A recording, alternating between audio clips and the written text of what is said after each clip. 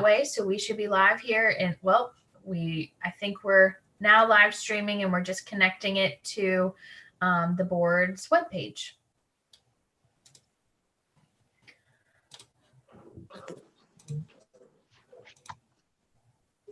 Good morning, all.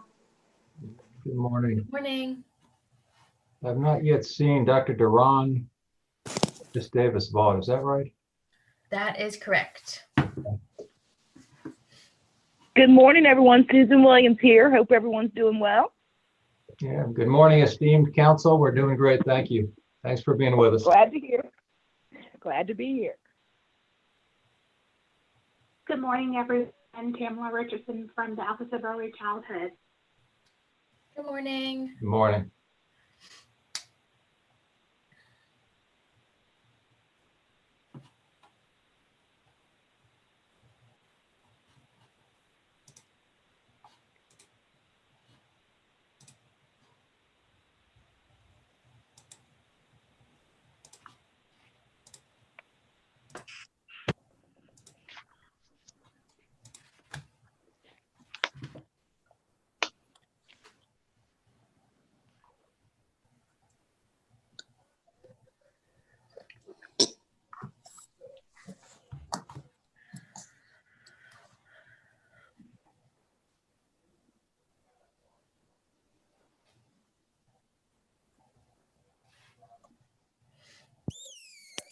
Good All right, good to go. morning.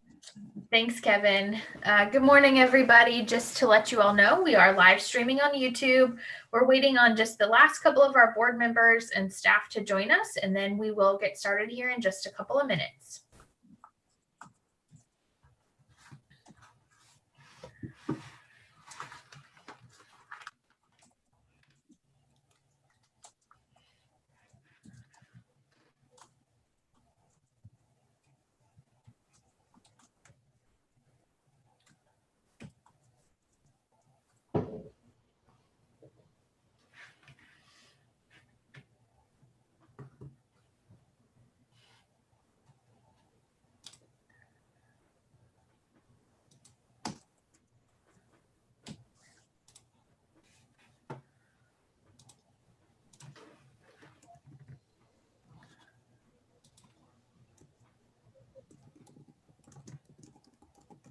I see Miss Davis-Vaught has joined. Morning, everyone. Good morning, Pam. How are you? Very well on this beautiful day. How are you, sir? Doing great, thanks. Doing great. And there's Dr. Duran. Good morning. Oh, there he is. Okay. The way the screen gets arranged, sometimes I miss him. Morning, President Gecker. Good morning, Superintendent Duran.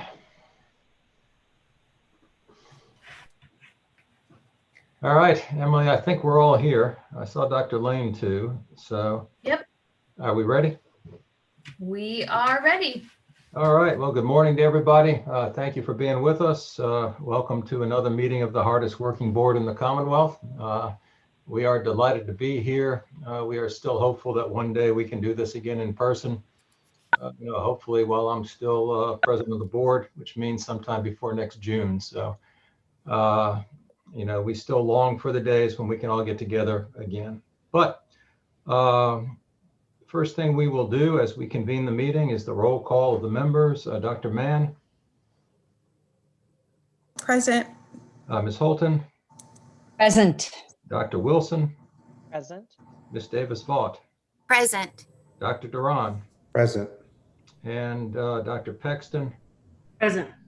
And I'm pretty sure, although he's not on the screen now for me, I saw that Dr. Lane, Secretary of the Board, is on the call too. Is that right?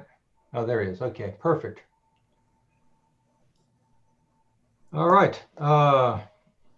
First thing then is approval of minutes from our October 14 and 15 meetings. Has everybody had a chance to review the minutes? And if so, is there either a motion to adopt them as drafted or to amend them? President Gecker, I just have one subtle amendment on page 108. Reference to my comment on teaching teaching the course, I really was referring to just teaching the content in general, since the content, we're talking about content related to the history standard. So subtle, but did want to make note of that. Okay, would you like to propose a change then? Let me try to pull it up while, Oh yes, just teaching content instead of a course. okay. Happy So to make that change. yeah, is that a motion then to adopt the minutes with that one change? Yes, sir. Thank you very much. Is there a second? Second. Thank you, Dr. Duran. Again, all votes on this by roll call. Dr. Mann, Aye. Ms. Holton, Aye. Dr. Wilson, Aye. Ms. Davis-Vaught, Aye. Dr. Duran, Aye. Dr. Pexton. Aye. And I vote aye. Okay, perfect. The usual opening comments. Good morning. Welcome to the Board of Education's virtual meeting. Our meeting today is being streamed live on the VDOE YouTube channel and on the board's public meeting webpage. We'd like to welcome those joining us on the live stream from across the Commonwealth.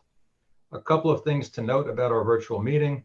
One, the board has accepted written public comment for this meeting.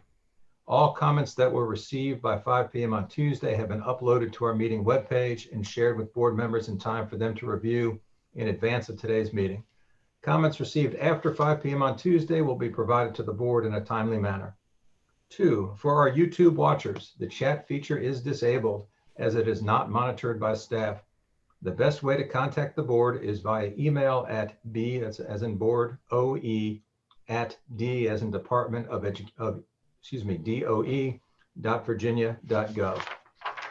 Since we are meeting virtually, as just noted, there's a need for roll call vote for each item. Please be sure to speak clearly so staff can accurately capture your vote for the meeting minutes. Okay. First item then is the consent agenda, items A through D. Is there a motion either to adopt the consent items or to pull one or more of those items? President Gecker, I move to adopt the consent agenda as provided. Thank you, Dr. Wilson. Is there a second to that motion? I second. Thank you, Dr. Pexton. Any discussion on it? Seeing none, again by roll call. Dr. Mann, Aye. Ms. Holton, Aye. thank you. Dr. Wilson, Aye. Ms. Davis-Vaught. Aye. Dr. Duran Aye. and Dr. Pexton, Aye. and I vote aye. Okay, that brings us to item E, final review of a process to certify a list of qualified persons for the Office of Division Superintendents of Schools. Ms. Pitts, I believe this is you. Yes, it is. Thank you. Good morning, President Gecker, members of the board, and Dr. Lane. This item is the final review of a process to certify a list of qualified persons for the Office of Division Superintendent of Schools. I previously presented the details of this item. Therefore, I will provide only a quick recap. The Constitution of Virginia requires the Board of Education to certify to school boards a list of qualified persons for the Office of Division Superintendent. Since 1993, Virginia has issued a division superintendent license, and those individuals' names have been placed on the eligible list of division superintendents. A process for the board to certify the eligible list is on page J of this item. I shared with the board the concerns from the Virginia School Boards Association regarding timelines and confidentiality issues. And during your October meeting, you requested that Susan Williams and I reach out to the SBA again to seek any additional recommendations on how to address this matter. And VSBA recommended the following. Board of Education members who are employed by local school boards should not be given information about applicants from their own school divisions. Names of applicants should be kept confidential until approved by the Board of Education. The Board of Education should commit to an expedited process to approve applications within 7 days when necessary for the school board to appoint its preferred candidate. a change in the Constitution that removes the process of requiring the Board of Education to certify the list of qualified individuals. The Superintendent of Public Instruction recommends that the Board of Education approve the process to certify a list of qualified persons for the Office of Division Superintendent of Schools. And I'm happy to address any questions that you may have. Thank you, Ms. Pitts. Are there any questions or comments? I have a couple of questions Sure, Dr. for Ms. Wilson. Pitts. So Ms. Pitts, thanks so much to you and Ms. Williams for going back to VSBA and asking for input and the 4 recommendations or suggestions that they made. What I haven't heard would be helpful. How might the department respond to the concerns or the suggestions that VSBA has raised? I imagine that for a number of them, there's already a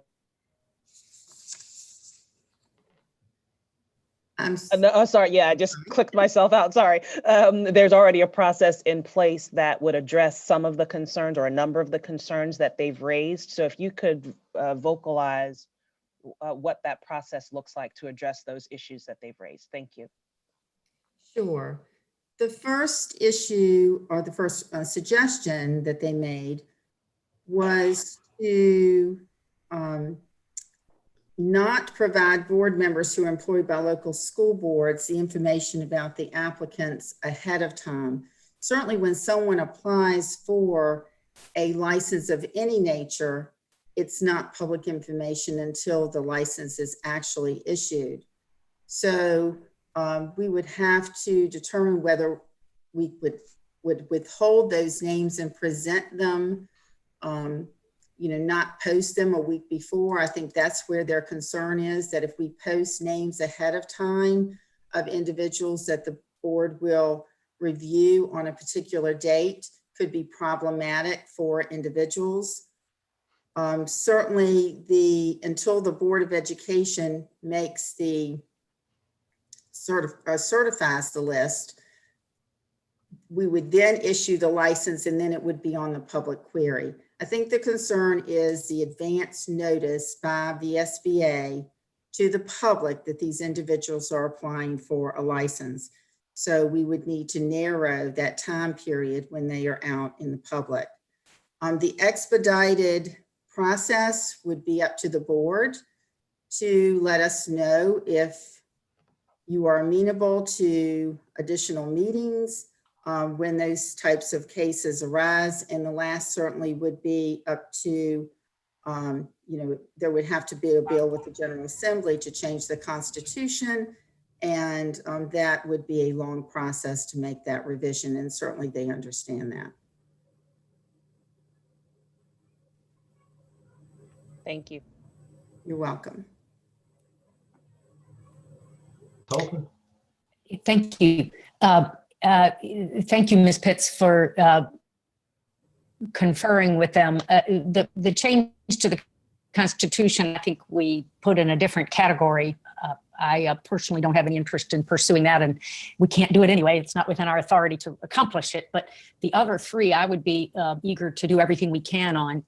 My question to you is particularly the expedited process. Not every superintendent hiring is going to require an expedited process. Presumably, I mean, many of them will already be on the list. Many of them, they may be making a decision, but there may be sufficient time to do it under a more normal process. But if we do need to do an expedited, if the board is willing to do an expedited process on the occasions when needed, are the mechanics of that, and maybe this question is to Ms. Webb or Dr. Lane as well as to you, but what are the mechanics of getting that done? Can we make that happen to do it expedited either within 7 days or in some short time window? If the board is willing, can we make the mechanics of that work? Emily, do you want to respond to that? Because certainly the board meetings have to be noticed. Yeah, so we do have to publicly notice all board meetings within 3 business days. And obviously we typically notice board meetings at least a week in advance with all of the materials. And we post your public schedule, what for the next year well in advance. There has been an instance, not this past April, but the April before, when the board met with Governor Northam, and we did publicly notice that meeting, just a couple days in advance, because it was a called meeting that was separate from your traditional board meeting. So it's not unheard of. The mechanics of it, we could certainly work out if that instance arose. I think right now, and while we have the capabilities to meet virtually, it would be relatively easy to do. Once we move back into an in-person setting, having folks come to Richmond, may be more challenging. Certainly we can have some people outside of Richmond as long as we have that quorum in Richmond meeting. So there are some logistics that we would have to work out, but I don't think it's completely unreasonable to do on a shorter notice than what we would typically, notice meetings and have our agenda items ready. So for what it's worth, maybe this is moving into discussion rather than question, but I'm comfortable at this point going forward with the proposed item as written, but with the commitment that we will do our best to expedite on cases where it is truly necessary, and recognizing there may be some gray area there. But, if somebody's announcing a superintendent that's not going to start work for 6 months, they can announce the superintendent subject to approval through the Board of Ed, and then it may not require an expedited meeting. But where there are cases where the hiring decision may actually hinge and the closing the deal may actually hinge on our meeting, then I propose that we do make an effort and let's experiment with it for a year or so. And, if we're having to have emergency meetings all the time, and if it's extremely cumbersome to get that done, then we'll change it. But my guess is that if we do it only when truly necessary, and there may even be some negotiations between Emily and the divisions over what they and Patty over what exactly that means. But so I don't propose that we need to put that into the rule language, but that we here make the commitment to expedite when truly necessary. And then see how it goes for a year or so. So that's just I am concerned. I don't want us to, I do think we have a role in approving superintendents. I think that's a good role for us to have, and I think we should exercise our authority. So I'm glad we're moving forward on the item, but I don't want us, recognizing how complicated negotiations can be, contractual obligations, et cetera. I don't want us to do anything to screw up the very, very difficult task that school boards have in hiring their leadership. So, and Ms. Holton, I'll note, typically speaking, the board meets every 4 weeks, with those handful of months where the board doesn't meet. So I think the instances, of a true emergency meeting would be more realistic in, February, May, August, and December, when the board doesn't meet or doesn't have a previously scheduled meeting. President, Dr. Duran. I want to reiterate Ms. Holton's comments, and thank you for that. And with reservation, I will support this. I do have reservations, but I do understand it's our constitutional authority as a board. But if we are committing to try and do what we just said, what Ann just articulated well, about making sure that we have the flexibility as much as possible, I don't think any of us want to limit a local school division's authority to choose the superintendent that they believe best meets the needs of their community. And I don't think this would do that, but I do think it could cause a potential barrier in timing and in being able to get the folks that are needed. And being a superintendent, having gone through search firm processes, I know that yes, some of them do take a long time and it shouldn't be a problem, but I've also known and experienced and seen where it's a tighter crunch. And so I just want to make sure that we are not limiting a good quality candidate that a school division believes would be the best fit for their community. And I just don't want to be that barrier, is all I'm saying. And so whatever we can do to be more flexible, I will support this with that reservation. But I want to thank Ms. Pitts, though, for really reaching out and talking to the various stakeholders and getting that information. And what I know of Ms. Pitts, of all my time working with her, she too wants to help support districts, and she has been doing that.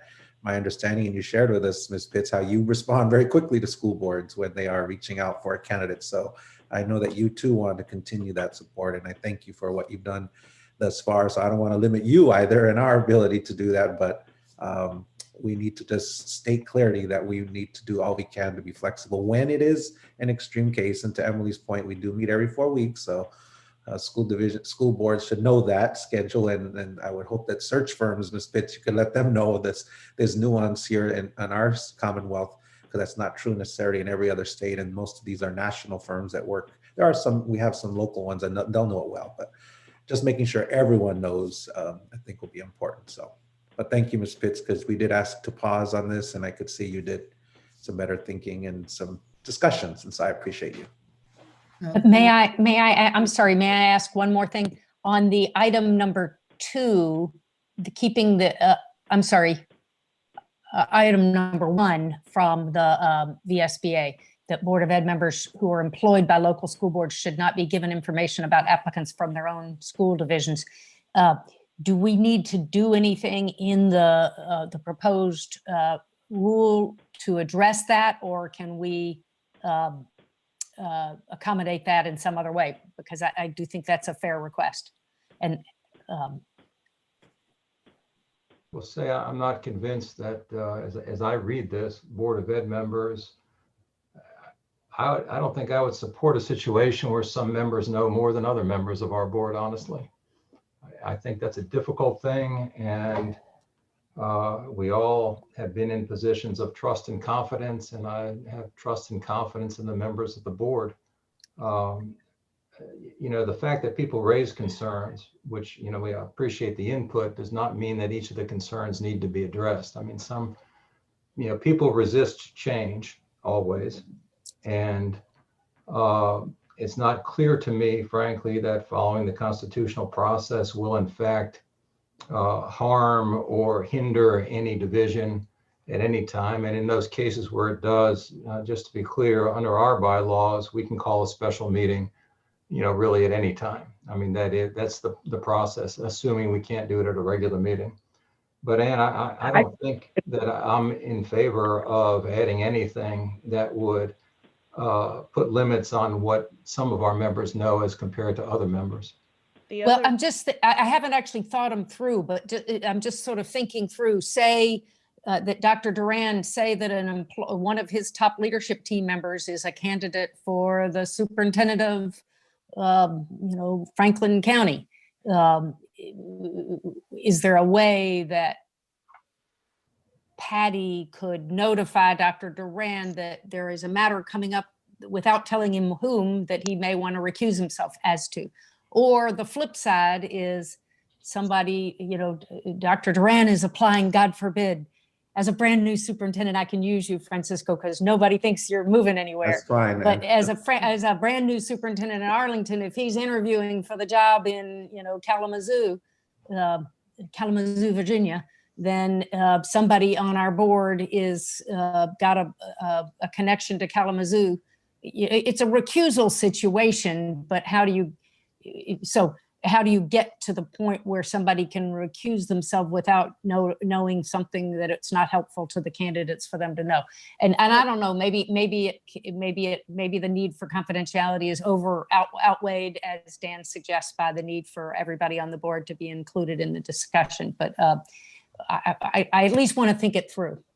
For clarification, the process that we're talking about, certifying those individuals eligible to receive the division superintendent's license, is broad. It's not only for those who come for this job. So a superintendent may have a number of individuals who have taken the step to apply to be eligible. That doesn't signal that they are actually in a search at the moment, but they are certified to have. So I would be concerned about limiting, to Dan's point, limiting what we all know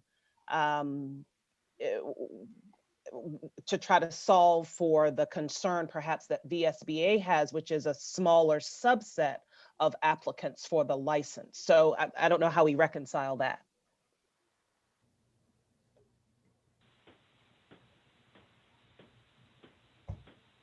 Like I said, from my perspective, all we are doing today is bringing ourselves in line with the constitutionally mandated process that frankly we haven't done in the last 20 years or so.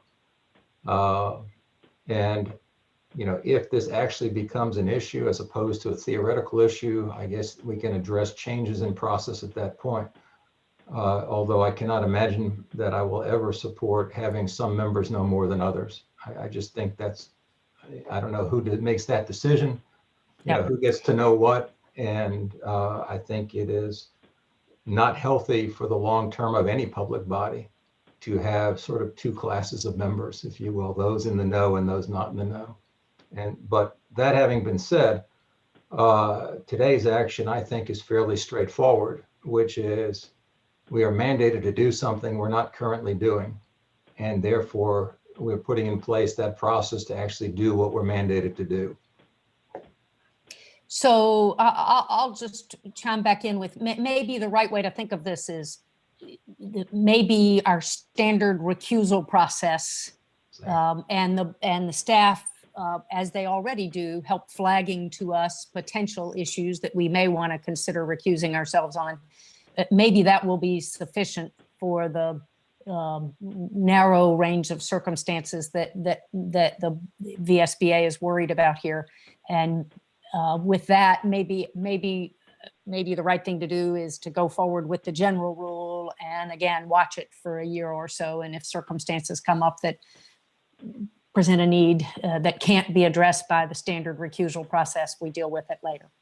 And honestly, I cannot imagine somebody going through a search process who does not meet the base level qualifications to be a division superintendent. I don't view this as becoming a process where people get eliminated as they're coming through. I mean, I don't see how that would happen, honestly. I can only think of one case in the last couple of years where we were approached by a division who wanted to appoint somebody who didn't have the base level qualifications, and that didn't go far. That didn't get to the point of hiring. So I would think the process itself would take care of most of these issues. Yep. And, okay. I'm comfortable. I defer to your wisdom. Oh, that's a mistake. First mistake of your day. Hopefully the last. Not at all. Okay, I don't remember honestly if we had a motion and a second on this or not. Emma, James? I don't believe there was a motion or a second. Okay, no, I get confused. All right, then. On item 1, the superintendent has recommended we adopt this. And Dr. Mann, was that a motion? Yes. Thank you. And is there a second? Second. Thank you, Dr. Wilson. Again, by roll call, Dr. Mann. Aye, I'm on mute. Thank you. Ms. Holton? Aye. Dr. Wilson? Aye. Ms. Davis-Vaught? Aye. Dr. Duran? Aye. Dr. Pexton? Aye. Perfect. All right. It's always those items that you think will take no time that take a lot of time, isn't it? Just that seems to be, there's got to be a corollary to Murphy's Law somewhere in there. Item F, final review of our annual report on the condition and needs of public schools. Ms. Webb. Good morning, President Gecker, Vice President Wilson, members of the board, and Dr. Lane.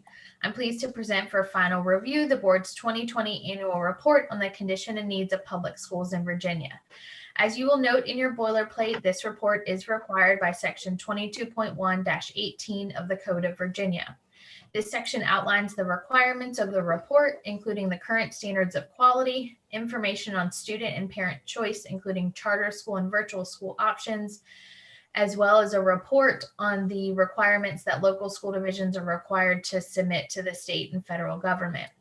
The annual report presents the conditions and needs of public schools, an update on the board's work over the past year, and a summary of progress and achievement of students in schools. As I noted in first review, much of this report focuses on relevant research to the priorities outlined in your comprehensive plan and your re-prescribed standards of quality. Since first review, there have been several updates to the report. On pages 4 and 5, an executive summary has been added. On pages 6 and 7, a new introduction has been drafted. Starting on page 7, a lot of new information has been added related to the COVID-19 pandemic. This includes information on resources made available, the operational status of schools, the incredible efforts of teachers, local school divisions, and the department to support students, as well as information on the digital divide, virtual learning challenges, and enrollment loss and impacts on average daily membership. Starting on page 17, a section has been added on early childhood education. And on page 26, more information has been added to the board's noteworthy actions section. Throughout the document, several technical and editorial updates have been made from board member edits, and all of the required reports in the appendices have been added and finalized. Following board approval and any technical and editorial edits by staff based on board feedback, the report will be submitted to the Governor and General Assembly on December 1st. The Superintendent of Public Instruction recommends that the board approve the 2020 annual report on the conditions and needs of public schools in Virginia. All right. Any discussion on this?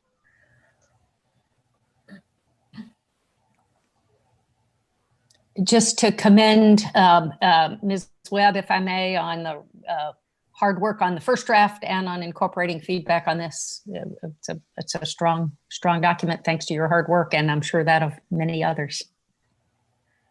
Yes, I really appreciate everybody's feedback. I think sometimes there were some conflicting edits, which we've tried to reconcile, but I think we have incorporated the bulk of every board member's edits that got sent in. All right, I don't see anybody else, but I'd also like to make a comment on this. First, of course, to thank Ms. Webb for the work on this. We, you know, there was a time when this was just a very sort of routine document also, right? The template from the year before became the report of the next year. A couple of years ago, we started looking at the report you know, with a little bit different eye. That is, because there are not that many things we put out as a board or approve as a board that actually state our positions and thoughts on specific items. The content of the report was deemed, you know, by our board, I think correctly, to have a little bit more importance. And I will say through that process, Ms. Webb has not only kept up, but really led the board in terms of, you know, what ought to be in it. At the same time, last month, I asked board members to weigh in. You know, it's a decent sized document with a lot of detail, and I'm very pleased at how many took the time to make meaningful comments and bring up issues that, you know, frankly, are either new or we needed to think about a little bit more. You know, COVID-19 has put us in a position where this report is somewhat difficult to assess our needs at a time when we are not doing many assessments is difficult. We don't have good data yet on the impact of being out of school, of virtual learning, of, you know, not having the social contact. We don't know where we are yet, and therefore it's difficult to project entirely what we need. But there's a couple things I think the board says, you know, clearly here. The first of which is that the, you know, prescribed standards of quality are important in our view for where we're headed as a Commonwealth in terms of K-12 education. That the change in direction that they suggest in terms of how we deal with hiring teachers, in class size, in poor areas, the amount of support we need to give our teachers, all that is important. And there is no other document that we put out that states it quite as clearly as the annual report. Second, and since the assembly is not back in session yet, and this is not entirely in our purview, but I think it's important that we note, with enrollment down in so many jurisdictions, under the current funding formulas, there would be, I think the number is 150 million, but there'd be a significant reduction in state funding to local divisions if the current formulas are used as they are written. And, we hope, in a period of time that is both unique and brief, but it is clear, I think, to the board, and it's stated clearly in the report, that the local divisions cannot do what the local divisions need to do without the funding that they expected based upon prior enrollment. And I hope that message is received well and loudly and clearly by the General Assembly. It's referred to often as the hold harmless. I sort of view it as, we're going to give you what we said we would give you and what you expected, because this situation is completely unexpected, because we understand that you cannot function fully without those funds.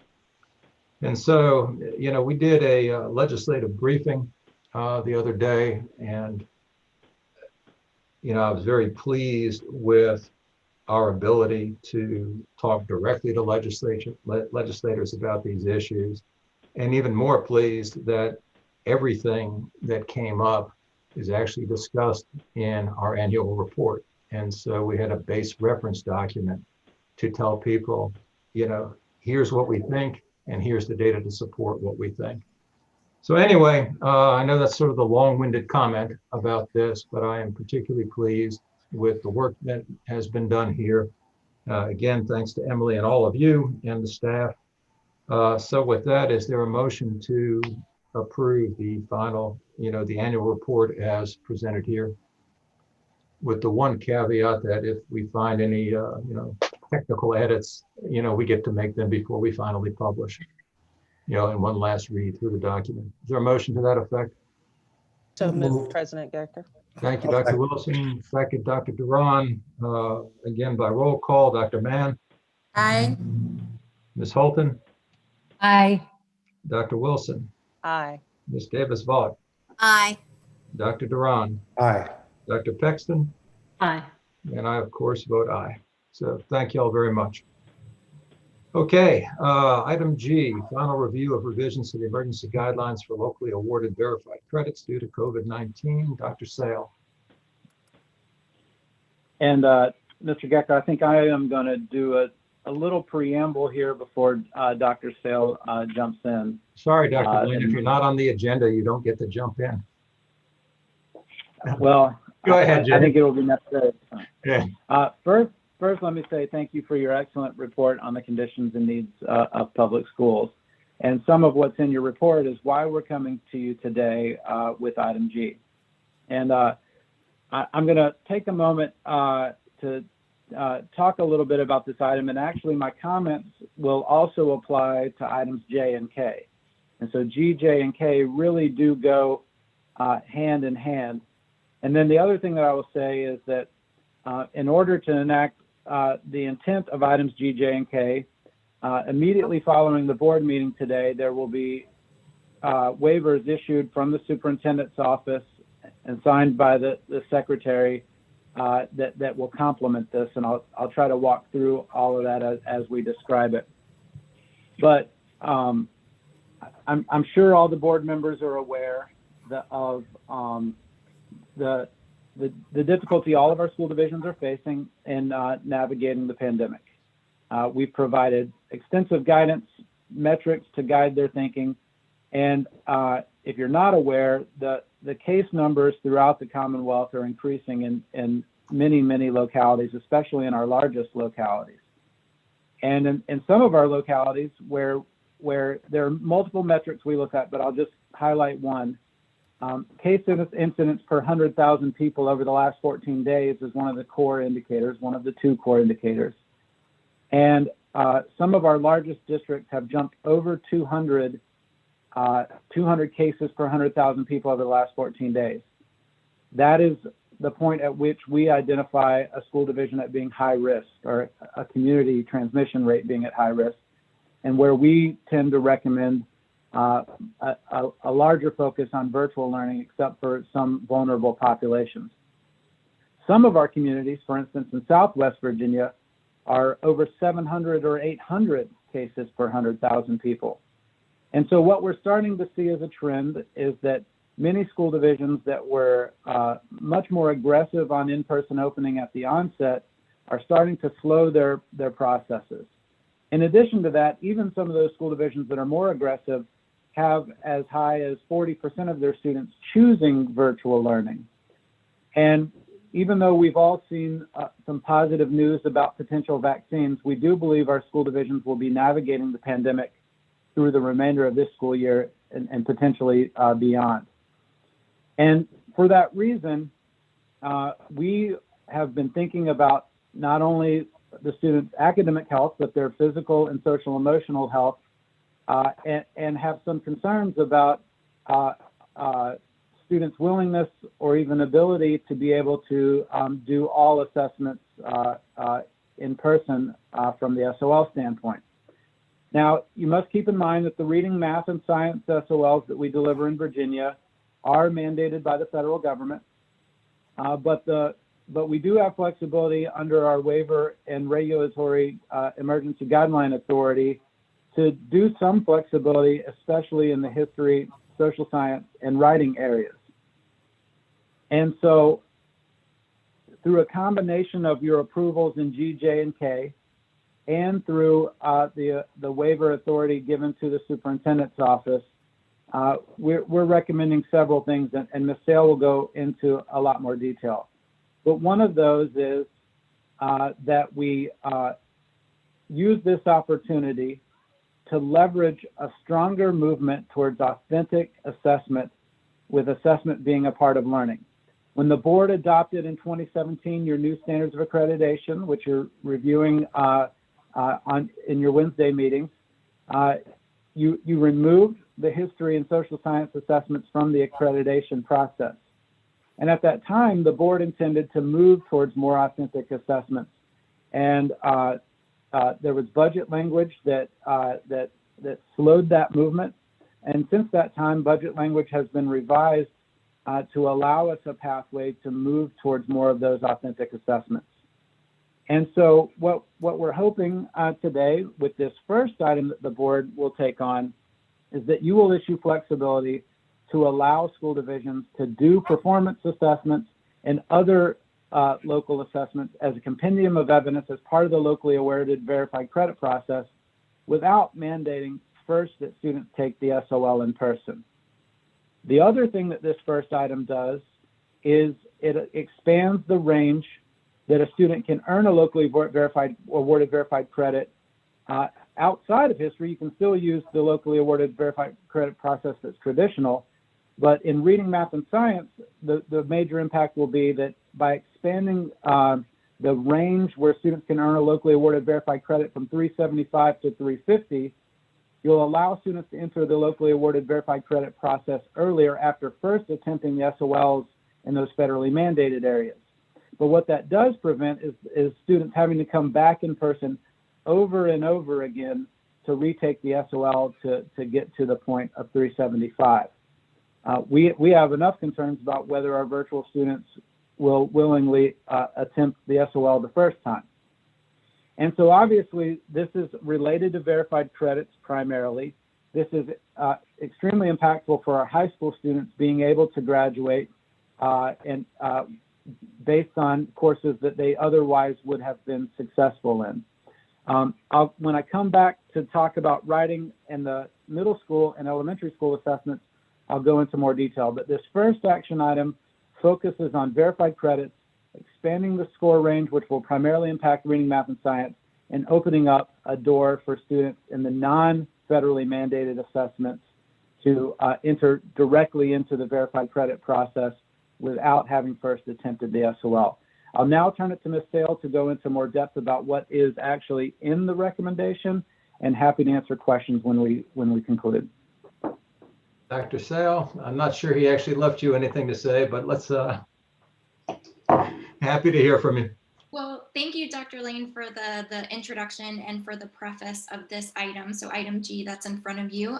But first, I would like to say good morning to everyone, President Gecker, Vice President Wilson, Dr. Lane, and members of the board.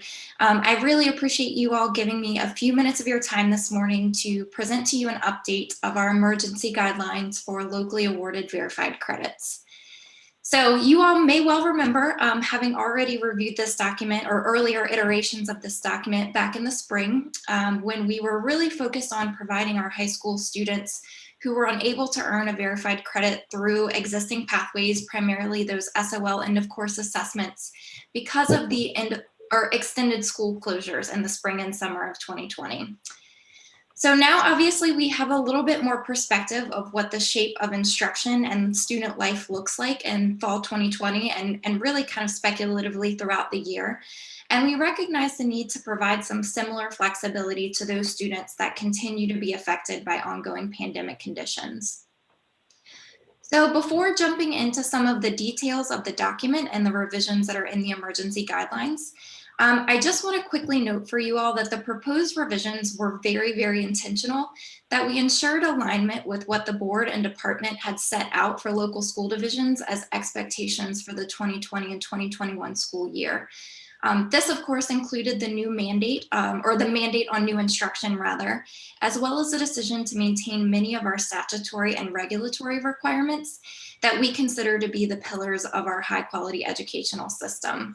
So this in part, of course, includes our assessment program that incorporates SOL end of course assessments, but also a number of different opportunities that students may have to demonstrate comprehension and mastery of content. But as Dr. Lane mentioned, the proposed guidelines here in front of you today also recognize that adapting to new and evolving instructional modalities has been a challenge for some of our learners in Virginia. And this is, of course, compounding stressors and anxieties that are unprecedented and already based on pandemic conditions. So keeping those things in mind, we recognize that all of these things combined might affect a student's ability to perform as successfully on SOL end of course assessments as they might have normally. And then for our high school students, that of course can translate to a barrier to graduation if they're unable to earn a verified credit that way. So in front of you, there are two versions of the proposed guidelines. You'll notice a red line document that includes strike-throughs and highlights, as well as a complete cleaned up document if it's easier to read the pending final item. And I will note that the red line document probably looks a bit intimidating in terms of the substance of changes. But really what that is that we spent some time reorganizing the document to make it very clear what students are eligible for what locally awarded verified credit processes. And then of course, making sure that important information is duplicated across the different categories of eligibility for students. And as we dive into the document, I will just call your attention, it's page 4 or page 9 of your attachment item that highlights this new section specific to those students impacted by ongoing pandemic conditions this fall and spring. And you'll notice that the proposed guidelines establish two options for these students to earn their verified credit through an amended locally awarded verified credit process. And the choice and option for these students depends on the subject area one, and then of course the certain capacities at the local school division level. And I will talk a little bit more about that in just a moment. So option 1 applies to any subject area, so it's across the board, and it's a pathway to getting to the locally awarded verified credit via an attempt of the SOL and scoring within a certain range on that SOL end of course assessment. And I recognize that that probably sounds pretty familiar to all of us who already know the LAVC process well. And in many ways, it's pretty similar, but it does provide flexibility to students in two ways. The first of which is responding to the board's guidelines that students attempt SOL end of course assessments twice prior to accessing the locally awarded verified credit process. So this would be amending that requirement and requiring the student only test once. And then, of course, the modified score range for these students would no longer be 375 to 399, but an expanded range from 350 to 399. So again, both of these things responding to the potential of students not performing as well on these SOL assessments as they may have under other conditions. I will note that for this first batch of students using option 1, they are able to access the same modified LABC process as was available to those students in spring and summer. And if you will recall, the purpose of kind of reestablishing the LABC process wasn't to water down rigor or create an easier process. The integrity of and substance of the review process is still intact there, but it's really recognizing that school divisions will probably be administering a higher volume. And so it makes the pathway to administration for school divisions a little bit easier. And then option 2, as Dr. Lane had mentioned, goes into more specificity around verified credits in history and social science. And this is actually available only to those divisions that are able to administer local performance assessments in history and social science.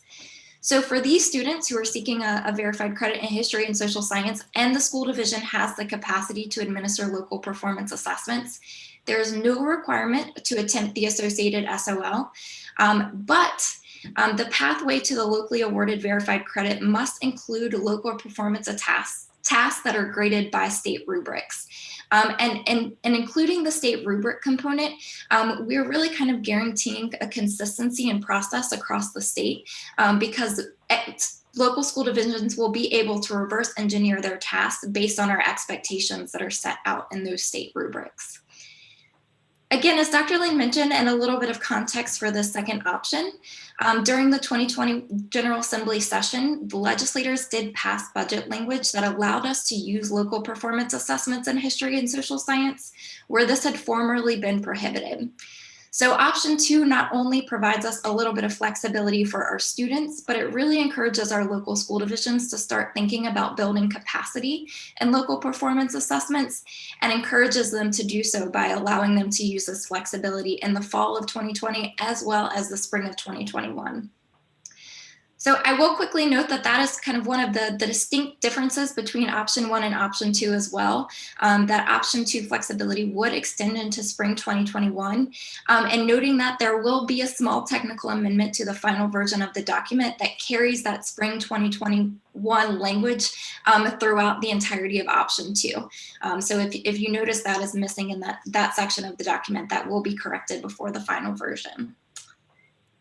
So, and again, as Dr. Lane mentioned, this is contingent on board approval here, but these guidelines will need to be accompanied by a waiver, which we will be sending over to the Secretary's office, assuming the board is comfortable with the proposed emergency guidelines here today. So with that, I am happy to take any questions you all have about the guidelines themselves or the associated waivers. And Mr. Gecker, I'll just add one final comment, if I may. Please, yeah. I think it's important to note, board members, I think this is assumed, but just to be said directly, we are not canceling the SOLs in these areas. The school divisions still have the option to deliver the SOLs for their in-person students or for their virtual students. These are just alternate pathways by which students can earn a locally awarded verified credit. All right, are there any questions? I have a question, maybe a little clarification for Dr. Sale. Thanks very much for the overview, but I do have a question. I think one of the last things I heard you say or acknowledge was the use of state rubrics for scoring, but I heard you use a phrase that it would allow, and I may be paraphrasing inaccurately, so that's why I'm looking for clarification. It would allow divisions to reverse engineer their tasks, and then I'm adding to meet the rubric is what I think I heard. That sounds or could be perceived as teaching to the test. And I don't know that that's what we intend. So I just want to make sure I'm really clear on what the purpose of the rubric is, how we anticipate it will be used, and that the use of that rubric in the awarding of locally verified credits and or performance-based assessments is not, would not be implemented in a way that we would not expect it to be. You know what I mean? We're trying to get a clear view of what students know and are able to do, but reverse engineering doesn't necessarily speak to that to me. So I just need some clarification. Sure. Well, and I appreciate you bringing up that comment because that certainly wasn't my intent that this would translate to teaching to the tests. But what really effectively I meant is that the state rubrics will clearly set expectations for our local performance assessments. That's not specific content or specific in terms of what we are expecting the students to produce in terms of kind of content and evidence and demonstration of mastery as it takes shape. That will be kind of an individualized project towards the student. So it's not necessarily allowing the school divisions to create a task that will intuitively make sure that they meet all of the requirements of the rubric, but really ensuring that local school divisions are developing something that has consistent rigor and adequate demonstration of mastery across the board. And I will certainly open it up to Shelley and the history and social science team as well, if they have anything additional to add in that space, since they're much more well-versed and intimately familiar with the local performance assessment option. Thanks, that's very helpful. I just wanted to hear it articulated because I think the turn of phrase could be taken out of context, and we need to be really clear about what we mean. Absolutely. And I appreciate you requesting the clarity and giving me the opportunity to communicate that as well. President Gecker? Dr. Duran, and then I guess Ms. Holton. Oh, Ms. Holton was first. No, go ahead, Dr. Duran. Oh, okay. Please. No question. Just want to thank Dr. Sale and Dr. Lane for this flexibility that I think is much needed so that school divisions can really make sure that we are understanding what our students' needs are, but at the same time balancing that with what is happening currently in our situation now. And so I know school divisions across the Commonwealth really want to make sure that we're understanding where our students are via assessment, but doing it in a way that I think is meaningful. And of course, I have to put a plug in for the work of previously serving the SOL Innovation Committee and the issues there that were raised around performance-based assessments as being a more meaningful way, I believe, of understanding mastery in social science and science. And that was a recommendation that committee put forth. So just having as an aside on that, but with the flexibility here and clearly, Dr. Sal and Dr. Lane, the thinking here and the work that you've done to put this forward is going to benefit many teachers, many students, as well as school divisions. So thank you for that. I'd like to echo those sentiments too, because when Dr. Lane and Dr. Myers and myself toured a couple of school divisions in Southwest Virginia, the locally awarded verified credits were on every superintendent's mind, and that's something that they kept bringing up in all of our discussions was this need. So thank you, Dr. Lane, Dr. Sale, for putting those needs first. Ms. Holton. Yes, thank you. Not a question, just a comment that and I heard an interview recently with a Revel, a Harvard School prof, former Secretary of Education in Massachusetts, and he used a phrase of thinking about our schools in the time of COVID as, you know, we're still pulling people out of the rubble of an earth. Ms. Holton, I think we have lost at least the video, and I can't hear any audio. To get on our. Let me ask, is it just me who lost the audio there, or is it everybody? So I just turned off my video. Does that help on the audio? Very much so, yes, thank you. Okay, thank you. I just briefly, I heard an interview recently with Paul Revel, who's a Harvard Ed School prof and former Secretary of Education in Massachusetts, referring to our current school, the schools in the time of COVID as we're still pulling people out of the rubble of an earthquake. And I would add that the rumblings, the aftershocks are even still happening. And anything we can do by way of giving our division some relief, you know, it eventually need to get back on track on our accountability system, but temporary measures that give more flexibility, I'm all for across the board. We're in earthquake mode. Yeah. Anybody else have any comments or questions?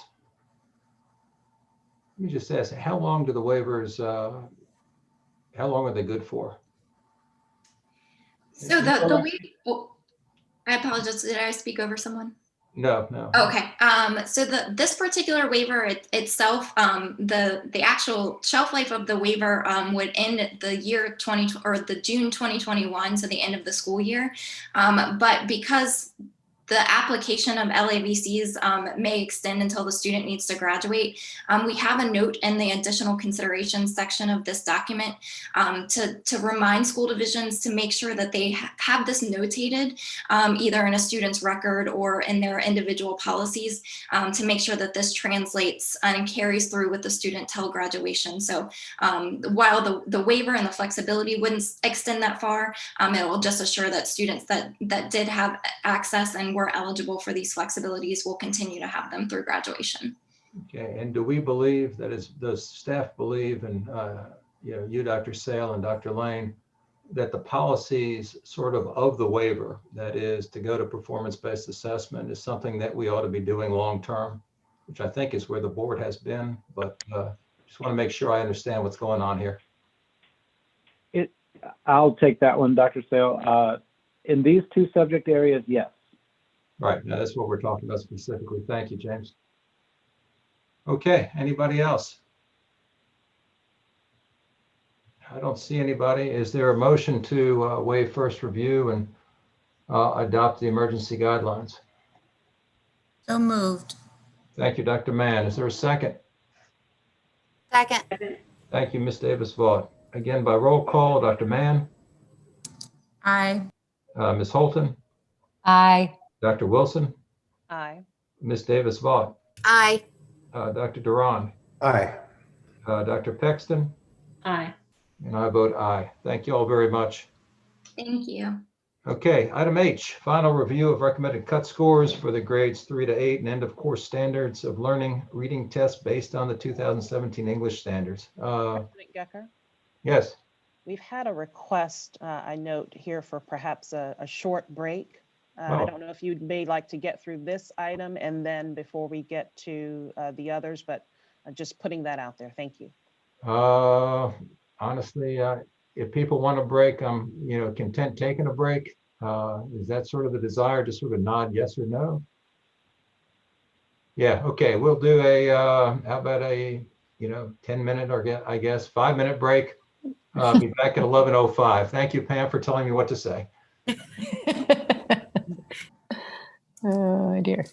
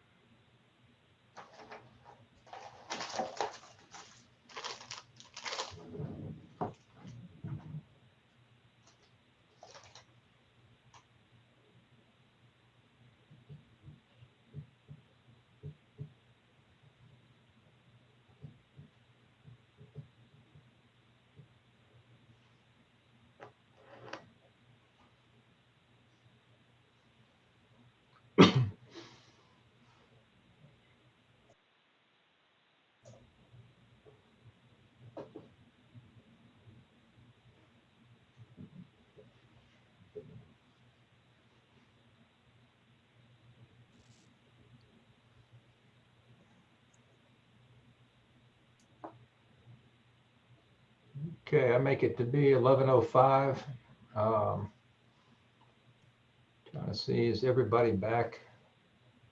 Emily, I don't see Dr. Pexton. She was just up there. I think she may have pulled her video down, but she was back just a minute ago. There she is. Thank you, Keisha. Am I missing anybody? Let's see. I feel like, remember those old Where's Waldo books? It's like, where's my board book here? Okay, I think we have everybody. Yes, we are good. I'm always counting to make sure we have Yeah. 7. That's what I'm doing. Okay. We will move on then to item H, final review of recommended cut scores for grades 3 to 8, etc. Ms. Loving Ryder. Good morning, President Gacker, members of the board, and Dr. Lane. Today I am bringing to you for final review recommended cut scores for the grades 3 through 8 and end of course standards of learning test based on the 2017 English standards. As a reminder, we did develop new reading tests last year that were to have been administered in the spring of 2020. And you all actually received this item on first review almost a year ago in January of 2020. And it was to have come before you for final review in March. Of course, with the pandemic, your board meeting was canceled, and we also canceled spring 2020 testing. These tests are scheduled for administration in spring of 2021. So it is necessary for you to adopt cut scores on the test because they do represent new content based on the 2017 English standards. And President Gacker, normally I would not go through a great deal of detail in final review, but since it's been almost a year since you entertained this item, with your permission, I will review the standard setting process briefly.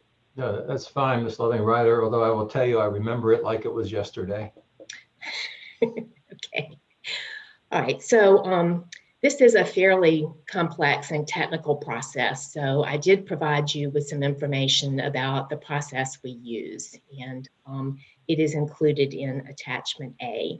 And this is the process we have really used since the beginning of the SOL program, and it is very much a teacher-driven process. But the description, standard setting really is a systematic way of making a professional judgment based on the level of achievement required for students to reach a specific performance level. And in Virginia, in reading for 3 through 8, we have 4 performance levels: advanced, proficient, basic, and below basic. And then for end of course, we just have 3: advanced, proficient, and fail.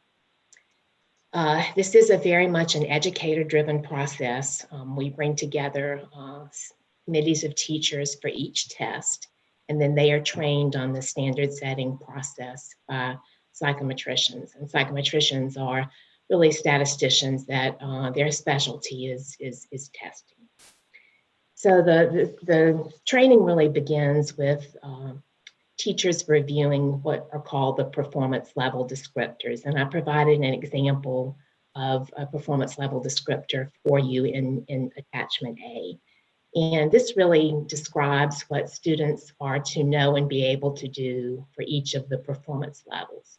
And these are developed by teachers and approved by committees of teachers. So once the committees go through the performance level descriptors for their particular grade level, then they spend a considerable amount of time thinking about, of those performance level descriptors, what are the skills and knowledge that a student would need to demonstrate to be just over the line, so just barely proficient or just barely advanced. And they create descriptions of what that would mean. Following that discussion, teachers actually begin to review the actual test items. And so keeping in mind what is required in those performance level descriptors, they review each item and make a judgment as to whether a student who, will use proficient as an example, who is barely proficient would get that item correct. And they continue that process for all of the performance levels, so advanced and basic. Each teacher makes an independent judgment, and then the judgments are aggregated to create a cut score. And really the cut score is an aggregation of the yeses. So the number of items the teacher said would be necessary for the student to get correct to be proficient. And that is described as round one. At the end of round one, teachers on the committee are provided with information about how the other panelists viewed the items. So they're given information about what the cut scores for the other committee members were. And then they also spend quite a bit of time talking about specific items where they disagreed. So someone might say that this item, a student should get it correct to be proficient. Other committee members may have felt that the student would not need to get it correct. After that discussion, the committee members then go into what's called round two, and they make the same judgment, review each item, and determine whether or not they think a barely proficient student should get that item correct. At the end of round two, they're again provided information about what the other panelists felt, and they discuss items where they're still having discrepancies. And then round three, teachers are given a final opportunity to review their cut scores based on all they've heard and make any adjustments they think are necessary. And so that judgment represents what is called the round three judgment of the committee. After all of the individual committees have met, so an individual committee for each test, grades 3 through 8 and end of course, then we have an additional committee that we refer to as the articulation committee. That committee is comprised of 3 members of each of the individual committees, and they meet on the final day of standard setting to review the recommendations of the individual committees with the added information of estimated impact data.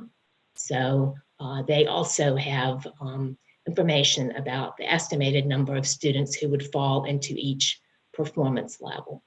And really their job is to determine whether or not the cut scores recommended by the individual committees are reasonable based on the impact data and also the performance level descriptors. And their recommendations are also provided to you for your consideration. You will note as we get to the recommendations that the articulation committee often does recommend a change from what the individual committees recommended. And so all of this information is provided to you, and then it is your responsibility to make a final judgment about what the cut scores should be for the various performance levels. And all of this information is included in attachment B. And I think Emily is going to pull that up for me so that we can all see it and we can talk through what's here. So attachment B actually has 2 pages. The first page provides information about the pass proficient and pass advanced cut score. And then the second page has information about basic. But I'm going to actually go over the first page as an example. So for each test, you will see that there's information provided for you regarding the pass proficient and pass advanced on this first page. And for each performance level, I've provided you with background information and then the standard setting summary, and that's where the recommendations are. So I'm going to just go through briefly using grade 3 as an example of the information we've provided here. So under background information, the first column provides you with information about what the cut score was previously. So on the history tests that were based on the 2010 standards, the cut score was 25 out of 40. The second column that says pass proficient cut score for new tests to maintain previous level of rigor provides you with an estimate of what the cut score would be on the new test if you required the same level of achievement as you required on the old test. And you'll notice that here, the cut score that would represent that same level of proficiency is again the 25 out of 40. So that's the background information, the old cut score, and then an estimate of what the cut score would be on the new test if you maintain the same level of rigor. Following the background information, there's the standard settings summary. In the first column under the standard settings summary gives you the round 3 median for proficient. This is the recommendation of the individual grade 3 committee. The median is just the middle score of the range of panelist recommendations. And then the second column gives you the articulation recommendation. So you'll notice in this particular case that the recommendation of the individual grade 3 committee was 16 out of 40 items for proficient. Articulation committee felt that this was too low, and so their recommendation is 21 out of 40. And then the final column is the superintendent's recommendation. And this is where Dr. Lane has reviewed the information and made a recommendation as to what he believes the cut score should be. And he certainly does that in consultation with staff at the department. And you'll notice here that he's recommended 22 out of 40, moving the recommendation of the articulation committee up 1. You will notice that 22 out of 40 is still well below the 25 out of 40, which would maintain the same level of proficiency as what was required on the old test. The same information is provided for Pass Advanced and the basic cut score on the next page, and then for each test. So, Mr. Gecker, would you like for me to read the superintendent's recommendation at this point, or would you prefer to have discussion first? I think the superintendent's recommendation now, then we'll have discussion if that's okay, Shelley. Sure. And the superintendent's recommendation is a bit lengthy. Okay, the superintendent of public instruction recommends that the Board of Education approve scale scores of at least 400 for Pass Proficient and at least 500 for Pass Advanced for the grades 3 through 8 and end of course SOL reading test based on the 2017 English SOL. These scale scores shall be equivalent to the following number of items on the test forms reviewed by the educator committees convened for standard setting. Grade 3, 22 out of 40 for Pass Proficient and 35 out of 40 for Pass Advanced. Grade 4 reading, 23 out of 40 for Pass Proficient and 35 out of 40 for Pass Advanced. Grade 5 reading, 24 out of 40 for Pass Proficient and 36 out of 40 for Pass Advanced. Grade 6 reading, 26 out of 45 for Pass Proficient and 39 out of 45 for Pass Advanced. Grade 7 reading, 26 out of 45 for Pass Proficient and 39 out of 45 for Pass Advanced. Grade 8 reading, 26 out of 45 for Pass Proficient and 39 out of 45 for Pass Advanced. And end of course reading, 24 out of 47 for Pass Proficient and 38 out of 47 for Pass Advanced. Because the minimum scale scores for the FAIL basic achievement level for the grades 3 through 8 SOL reading test will be specific to each test, the superintendent of public instruction recommends that the board adopt cut scores based on the following number of items correct on the test forms reviewed by the educator committees convened for standard setting. Scale scores that represent the same level of achievement shall be determined once the board adopts the cut scores for each test. Grade 3 reading, 10 items correct. Grade 4 reading, 12 items correct. Grade 5 reading, 11 items correct. Grade 6 reading, 12 items correct. Grade 7 reading, 13 items correct. And grade 8 reading, 12 items correct. And I'd be happy to answer any questions. Okay, are there any questions at this time? Thank you, Ms. Loving-Ryder. I have a question. Yeah, Dr. Wilson. Thank you. Ms. Loving-Rider, thank you very much for that overview and the refresher course on standard setting. When we, as a board, when we looked at this as a first review, it was January, certainly pre-COVID and pandemic. I wonder if Ms. Loving-Rider or Dr. Lane, if there's been any consideration, knowing, I certainly understand that the cut scores will be set for some period of time beyond just this year. However, given the instance, Dr. Lane, as you described, are being in virtual settings, moving back to virtual settings from being in person in a number of divisions, whether or not that has any bearing on the recommendation that we are being asked to consider today. Shelley, I'll take that if you want. Okay. We did discuss that, and what we determined is that the level of proficiency that we would expect at grade level should not change based on the circumstances, and we think that that would set a precedent for the future that could be concerning, that other circumstances that we don't know could come up, and we'd be constantly looking at revising the cut scores based on circumstances. And so for that reason, we decided not to make a change in recommendation. That said, and this will sound somewhat counter to this, should the board go with a lower cut score than we're recommending, rather than the higher that we are recommending, we would want you to take some time next year after the results come out to make sure that we didn't get way off calibrating how that would look.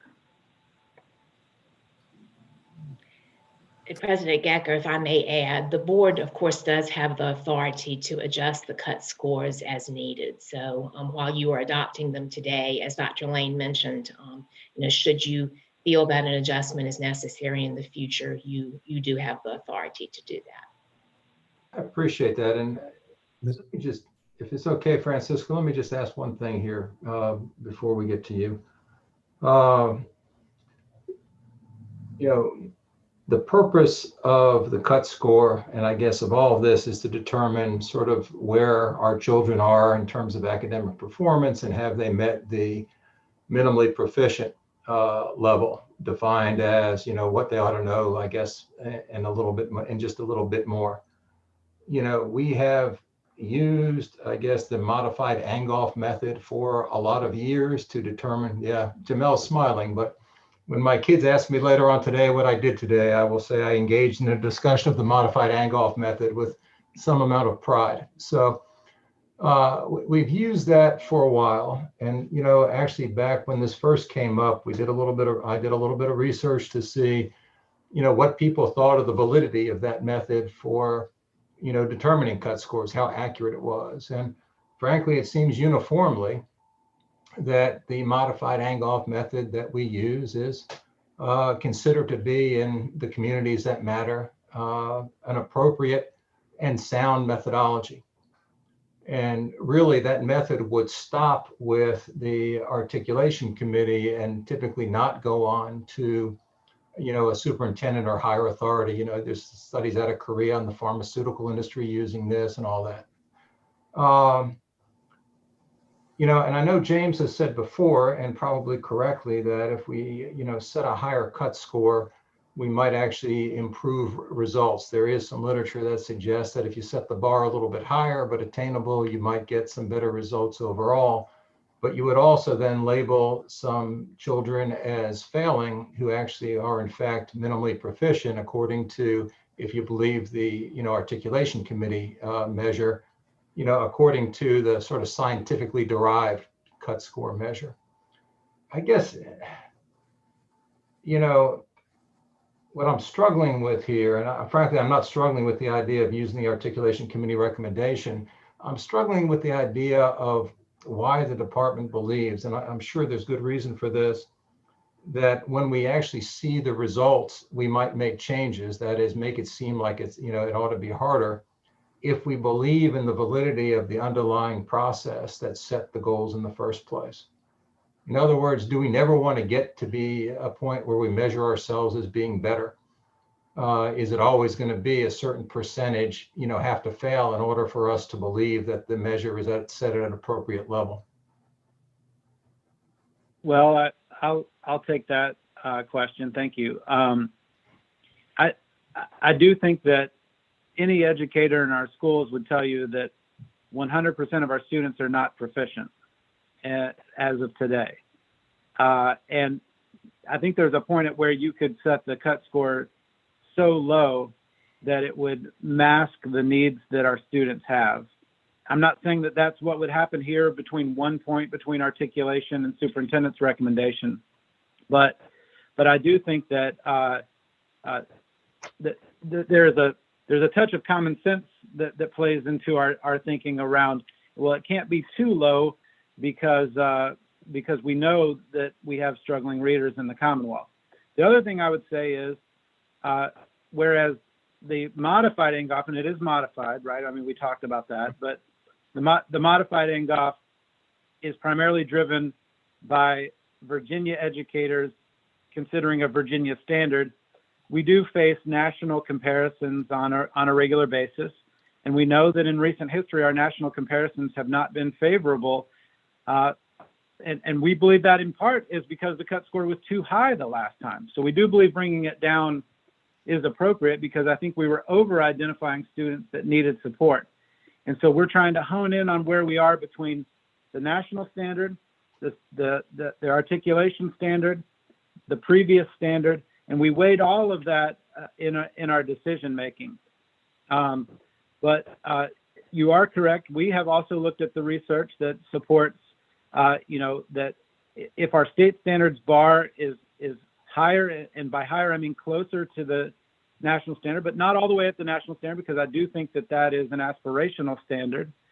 I think that it could, in turn, lead to better instruction for our students. Now, the other thing I'd say about NGOF is we also did this with, the review committees, articulation committee.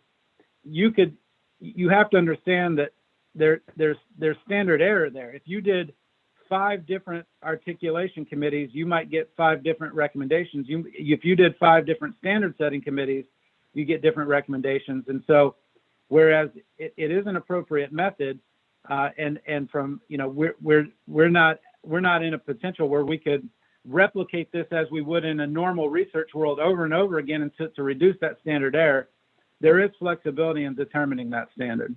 I guess if you believe in the standard error piece, although again, most of the studies you read say you're within about 3%, no matter who does the, how many committees you have, you would expect some of them then to be high and some to be low within that range. And yet the superintendent's recommendation is all assuming that the articulation committee is low.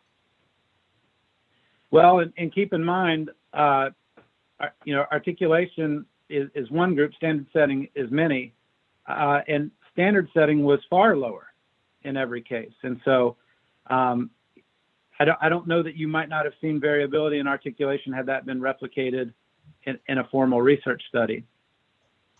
I guess what bothers me about this is the idea that we're going to set the number based upon the result we think we ought to see. And, either we change our process for setting, or we accept our process, which we've used for a long time. And again, having used it for a long time doesn't mean it's good. It just means we've used it for a long time. But unless there's a reason to believe that the process is wrong,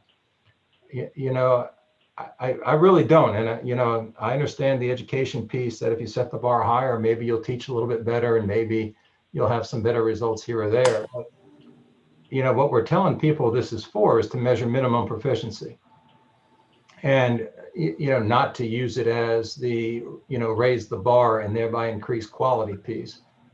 So I mean, I struggle with it, but I know I've talked too much about this. Dr. Duran, I know you wanted to speak, and then Dr. Mann, if that's okay. Well, Mr. Gecker, may I please respond to that first? Sure, yeah. Do you mind? No, of course yeah. not.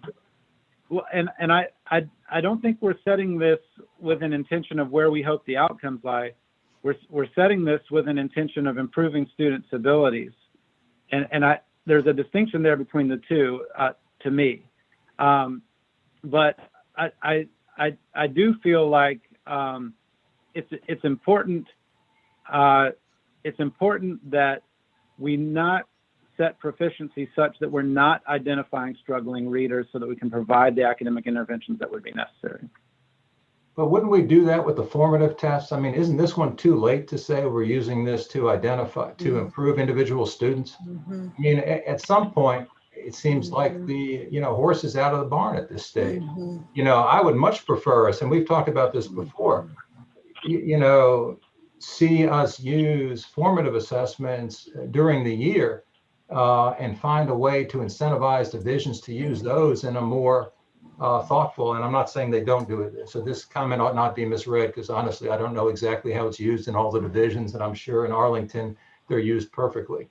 But this is really a product of sort of a different goal than helping individual students, right? The SOLs, the assessments entirely end up being, for accreditation as opposed to for individual student advancement. And so I'm just not seeing it. But, we don't have to have this debate because I know you see this differently than I do, and that's okay. But I don't see this as a teaching tool as much as I see it as potentially being punitive, or if the system we use to determine the score is wrong, we ought to be fixing that system. You could, but anyway, Francisco? Well, Mr. President, as you know, I have an amendment, so I don't know if you want me to do that now or wait till Dr. Up to Mann. you. This is your time, Francisco. Well, I would like, thank you, and it's good to follow you on your comments. So I would like to bring forward an amendment to align the cut scores to the articulation committee. I do believe strongly that this is a teacher-driven process, as Ms. Living-Ryder shared. I really appreciated, Ms. Living-Ryder, you telling us the detail about the training that goes into place, the individual review at each of the 3 rounds with regards to understanding whether students know and are able to do each of the performance level descriptors. I think the articulation committee at the end, when they really finally review and weigh that, is really important. And to your point, Mr. President Gecker, for me, as an educator, for me, assessment should really be around, I do think it can inform teaching practices, and I do think it should be used that way if it is aligned in a way to what our real, true assessment of whether students are mastering the concepts and the learning outcomes are being met at each of those indicators. And it's a balance that I think that with the process we have, I think we could improve the process, but given the process that we do have and honoring the teacher-driven process that we have had in place with that deep review, and Ms. Living-Ryder, in your presentation, you did not in any way share that you felt that the process was not done well this year. I think you reiterated at a year ago when I asked you that this was done very well, and I asked you if you had confidence in all of the rounds, and you said you did. And so given that, and given the notion of where we are with the articulation committee, and the final judgment is what your word you use, Ms. Living-Ryder, after looking at the cut scores and balancing them with the reasonable performance level objectives, I'm putting forward a motion, Mr. President, to have the cut scores aligned to the articulation committee. Okay, we have a motion. We'll go to a second if that's okay, and then we'll come back to discussion. I'd like to second that motion from Dr. Duran. Thank you, Ms. Davis-Vaught. Okay, now we're back to discussion. President Gecker? Yes, Dr. Mann. I just wanted to reiterate a couple of points, because I actually, you spoke to something that I was going to speak to, and it really did have more to do with the fact that the tests happen well after students are at the end of an academic year, as opposed to really being used in ways to shape instruction. Now, that's not to say that schools can't use this information to evaluate instructional practices and what might need to happen to address learning needs. But I do think that's a really important point. And I think the other thing that for me is a challenge, I believe in high bars, but I struggle so much with what I know about schools that are serving students who are challenged, and we have high bars and we can't staff those schools because people are not people are not signing up in droves to go and work in environments where students are struggling. And I think thinking about the content of the condition of education that we adopted today, I want to believe that setting a high bar is going to mean education will get better. I just worry that students who are in schools where they don't have access to high quality teaching, I don't see that faring so well for those students. And if the purpose of these particular assessments are intended to focus on proficiency as the basis, and the process certainly was described very, very clearly. I do appreciate the revisit of it. There's still dimensions of subjectivity to it, but that's not a discussion that we need to have. But I think that's a sticking point for me that I know I am struggling with when I think about the inequitable access to teachers that are prepared to support students that need the most support. It's really hard to add another dimension of challenge to trying to move the needle on shifting that reality. That's a challenge for me. Okay, anybody else? I'll just make, I just want to respond to one of the things that you said, Mr. Gecker. Sure. I fully recognize the way this vote is going, and please know we'll support whatever the board decides as always. But teachers do use the SOL as a benchmark for their instruction. The benchmarks that school divisions create, the more formative assessments that they create, are aligned to the standard that you set. And by setting a standard at the end, that filters all through the school year with the bar that teachers will teach to.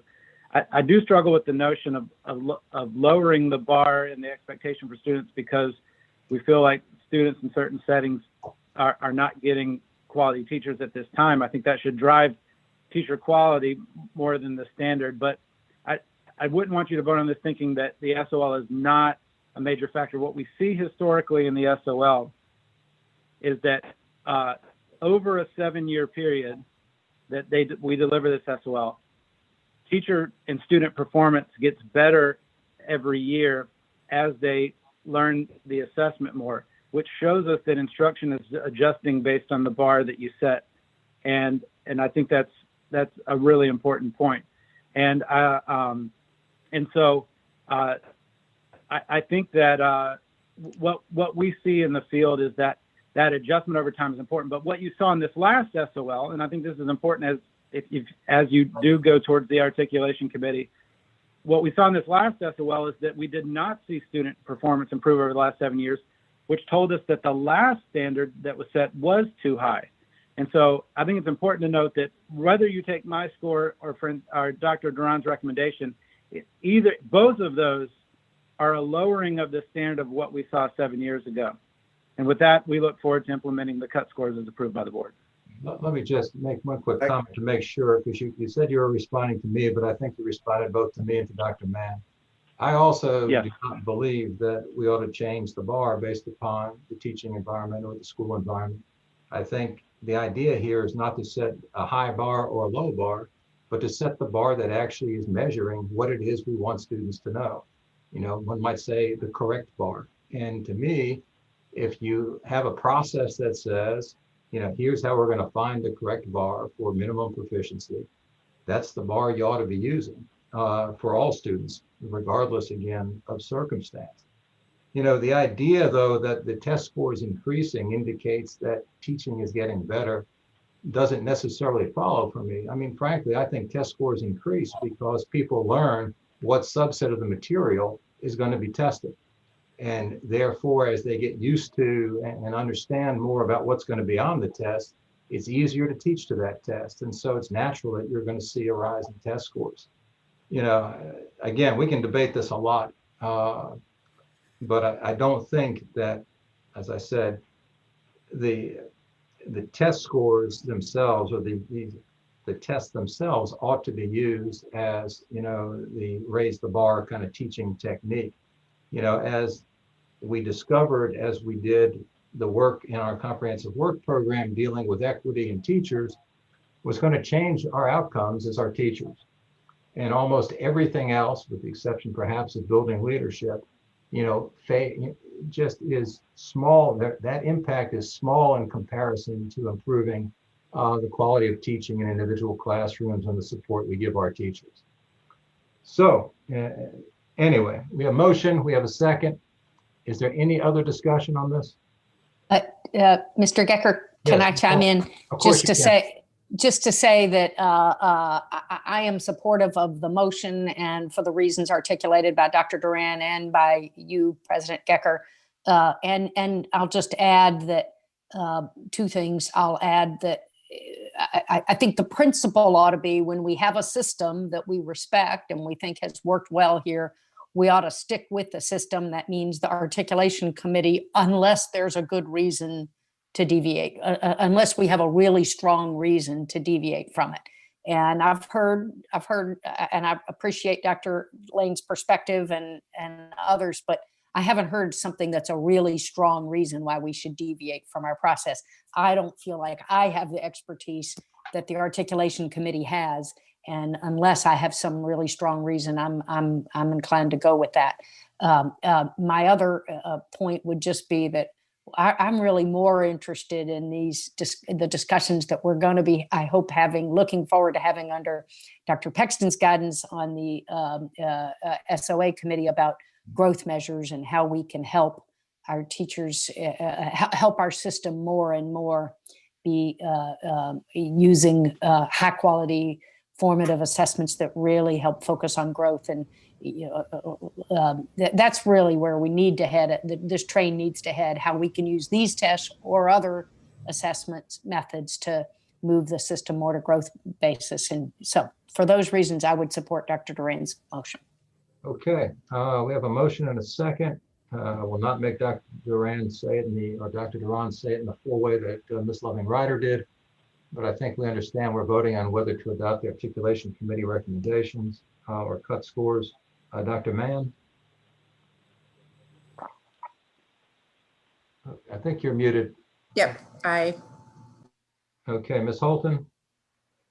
Aye to the amendment and to pass the item as amended, if that's what Yes, the vote is. That is what the motion is. Thanks. Dr. Wilson? Aye. Ms. Davis-Vaught? Aye. Dr. Duran? Aye. Dr. Pexton? Aye. And chair votes aye. Thank you all very much.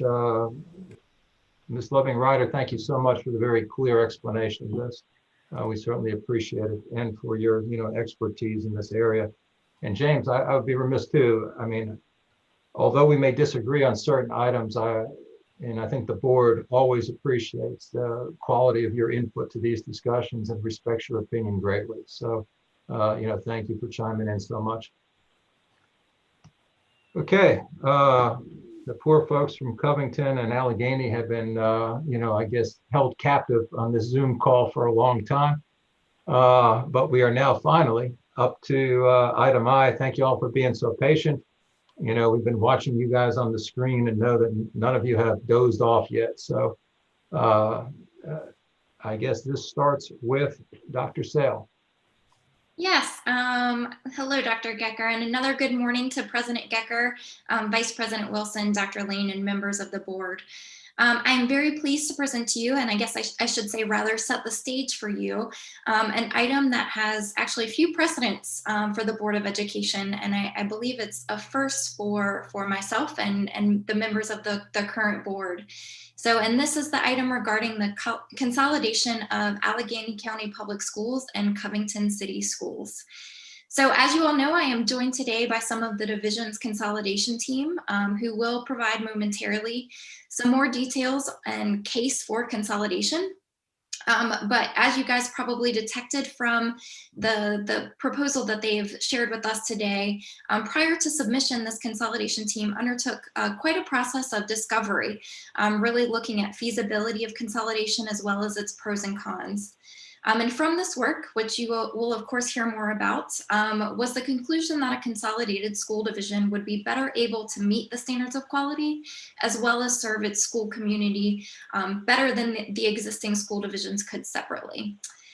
Before handing over the stage, I will quickly share that the basis of this consolidation proposal is found in section 22.1-25 of the Code of Virginia, which does allow local school boards to submit a proposal for the consolidation of school divisions to the Board of Education for consideration. And the joint proposal that we have here today has met all of the relevant prerequisite conditions for submission and provides the board with the criteria required for consideration of such a proposal. I will note one quick update to the information provided in your board boilerplates. At the time that we drafted this and submitted it to you all for review, the re-enrolled version of House Bill 5005, which is the budget bill for the 2020 special session, had not been yet released.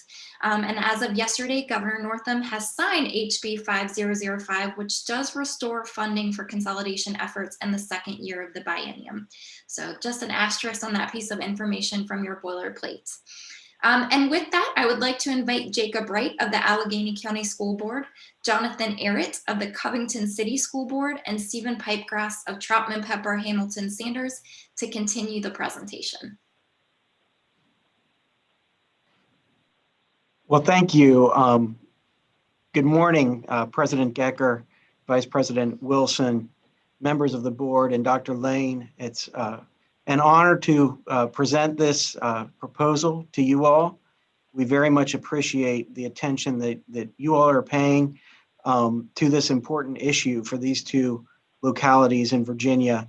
And I also want to thank Dr. Sale, Ms. Webb, staff for all of the support that they've provided over the last weeks and months as we've gone through this process. I think as you'll see as you read the written submission and hear from the members of the Joint Committee this morning, a lot of time and effort, research, and expert consulting has all gone into this. To really deeply study this proposal and make sure it really is the right next step for the communities involved. If you could move to the next slide, please, I'll introduce the folks who will be speaking this morning. So we've divided up the pictures on the screen in front of you into the three of us who are presenting. The bulk of the presentation and particularly the substance of it will be presented by the co-chairs, Jacob Wright and Jonathan Arrett. Jacob is with the Allegheny County School Board and Jonathan is with the Covington City School Board. On the second row, you'll see folks who we've labeled as advisors who are also present. Those are folks who are all on the phone on the Zoom call available to answer questions from you all. And I think it really demonstrates the cross-section of the community and community leaders that have been engaged in this process. You've got Superintendent of Allegheny County Schools, Sherman Callahan, Covington City Schools Superintendent Melinda Sneed Johnson, County Administrator John Lanford, City Manager Crystal Onitis, and then Jim Regenbaugh with Fiscal Analytics, who I know you all know, who played a really great role in preparing the feasibility study that kicked this process off. The bottom row of folks are I'm sure all watching on YouTube. They're not joining on this call in a participatory manner, but they certainly participated a great deal in preparing all of the materials that have been presented, served on various subcommittees, and we're all part of the Joint Committee on School Consolidation. So you've got Allegheny County School Board member Gerald Franson, Covington City School Board member Erica Hunter, Allegheny County Board of Supervisors, Matt Garton, Allegheny County Board of Supervisors, also James Griffith, Mayor Seibold from the city of Covington, and then Alan Tucker from Covington City Council. So again, we very much appreciate all of the hard work all of these folks have put into preparing us for where we are today. With those introductions, I'm going to turn this over to Jacob and Jonathan to walk through most of these pieces, but I will chime back in when it comes to the legal questions and ticking off the various boxes that you all need to look at in considering this from the perspective of the Virginia Code. So Jacob and Jonathan, why don't you take it away from here? All right, thank you all very much. President Gecker, Vice President Wilson, to the rest of the board members. I'm Jacob Wright. I'm the co-chair of the Joint Schools Consolidation Committee, and I'm also the chairman of the Allegheny County School Board. Our first slide is the proposed consolidated division. The following plan is the culmination of over 50 meetings of our committees. Our plan calls for the July 1st, 2022 merger of our central offices with the merger of student populations happening 1 year later on July 1st, 2023. On July 1st, 2022, our central offices will be merged and governed by a 7-member board comprised of 4 members from Allegheny County and 3 members from the city of Covington. While the board member amounts are not even, a 2/3 majority will be required for the hiring and firing of a superintendent, as well as the construction or closure of schools. Our superintendent and assistant superintendent will be chosen from the current superintendents from our 2 systems. On July 1st, 2023, our joint high school will be housed at the current Allegheny High School, and our joint middle school will be housed at the current Covington High School. All 4 of our current elementary schools will be retained, and our 2 middle schools will be repurposed. Next slide, please. The Allegheny County School Division is currently made up of Allegheny High School, Clifton Middle School, Callahan Elementary School, Mountain View Elementary School, and Sharon Elementary School. Our end of the year membership was 1,909 students. The Allegheny High School campus is also home to our jointly run Career and Technical Center that is currently run by Covington City Public Schools and Allegheny County Public Schools jointly. The center was a collaboration built in the 1960s by Allegheny County, the city of Covington, and what was then the city of Clifton Forge. Nearby the AHS campus, we also have the Jackson River Governor's School on the campus of Dabney S. Lancaster, and that is a joint program between Covington, Allegheny, Bath, Rockbridge, and Botetourt systems. Next slide, please. Mr. Arrett. Thank you very much, Mr. Wright. President Gecker, members of the board, thank you for having us. I'm Jonathan Arrett with the Covington City School Board. For our division in the city, the Covington City Schools is comprised of Covington High School, Jeter Watson Intermediate School, and Edgemont Primary School, with Covington High School serving grades 8 through 12, Jeter Watson grades 4 through 7, and Edgemont Primary pre-K through 3rd grade. Our end of year membership for 2019-2020 was 995, and the city's estimated school age population is 957. And we have officially been operating as an independent school division since 1958. Next slide, please. Covington and Allegheny County have experienced a steady decline in both population and school enrollment since at least the early 1970s. While both divisions currently enjoy relatively low student-to-teacher ratios, recent school closures in the county and the continuation of economic and population decline in the city have highlighted the difficulty that communities face in properly supporting small rural school divisions.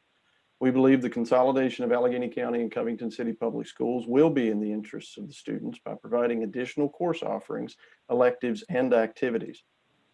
As Mr. Wright mentioned, an equal opportunity for the city and county students to attend Jackson River Technical Center located on the AHS campus currently.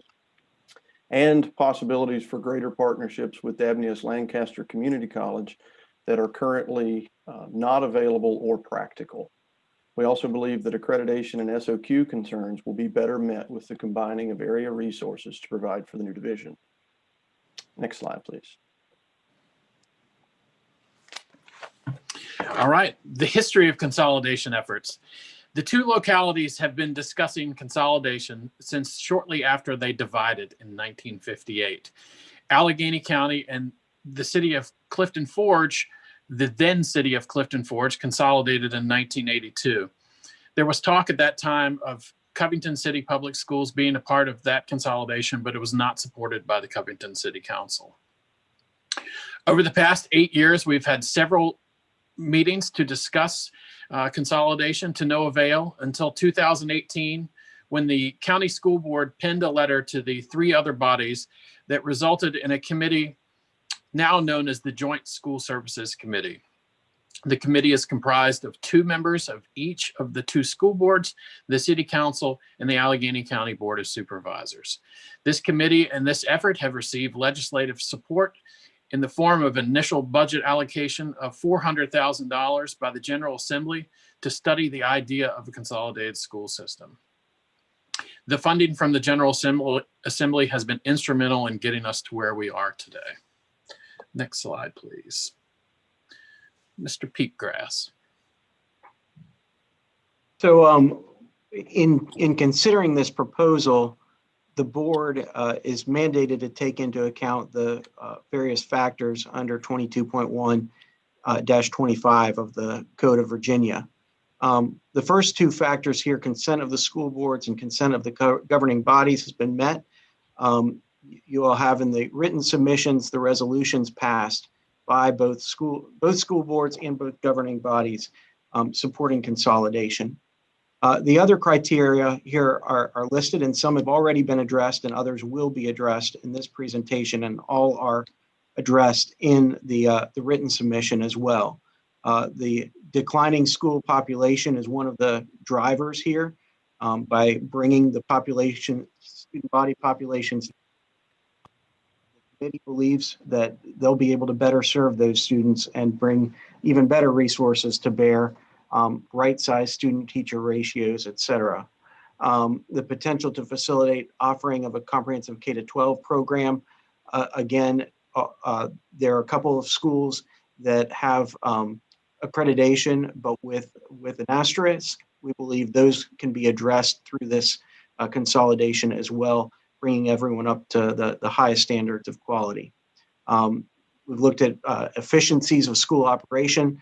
Mr. Regenbaugh is available for questions on that, but we do think over a period of time, we could see a savings of up to $900,000 annually, just due to consolidating central staff and right sizing in various areas.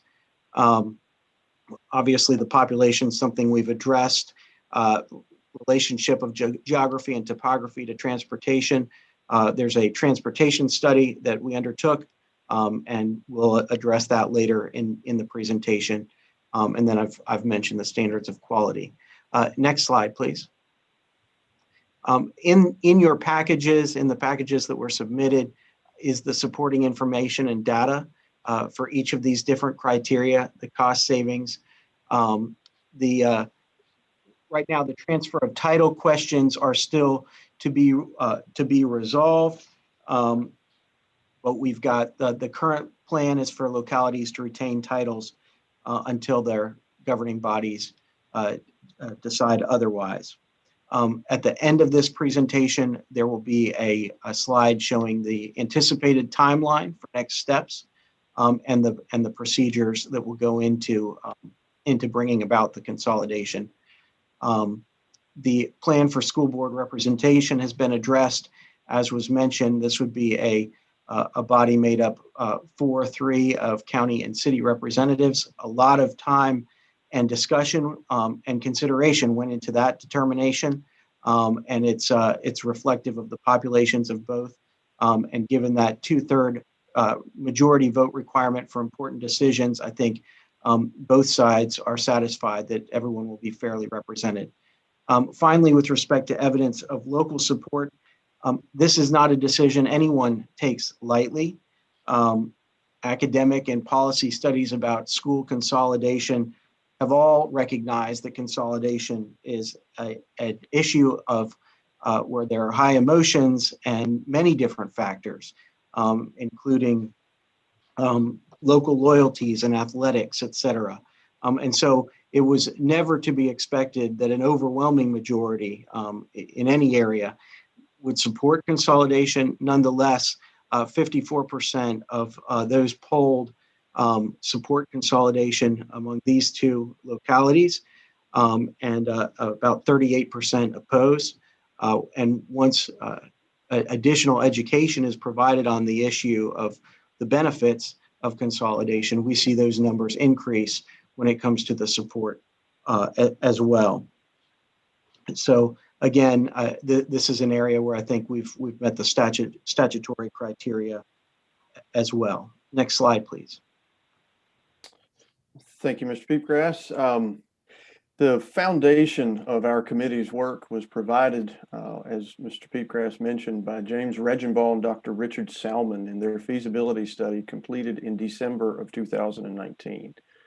Following the completion of the study, our committee divided itself into subcommittees comprised of committee members themselves, school administrators, local officials, and subject matter experts from around the area. The Finance, Governance, Facilities, Transportation, and Curriculum subcommittees all released memorandums that, when combined with the transportation study, the public poll conducted by 2020 Insight, and the aforementioned feasibility study, comprise the total body of work behind our presentation to you this morning. Next slide, please, Mr. Wright. All right, proposals, benefits to students. The most important benefit to our students in a merged system is enhanced course offerings and more schedule flexibility.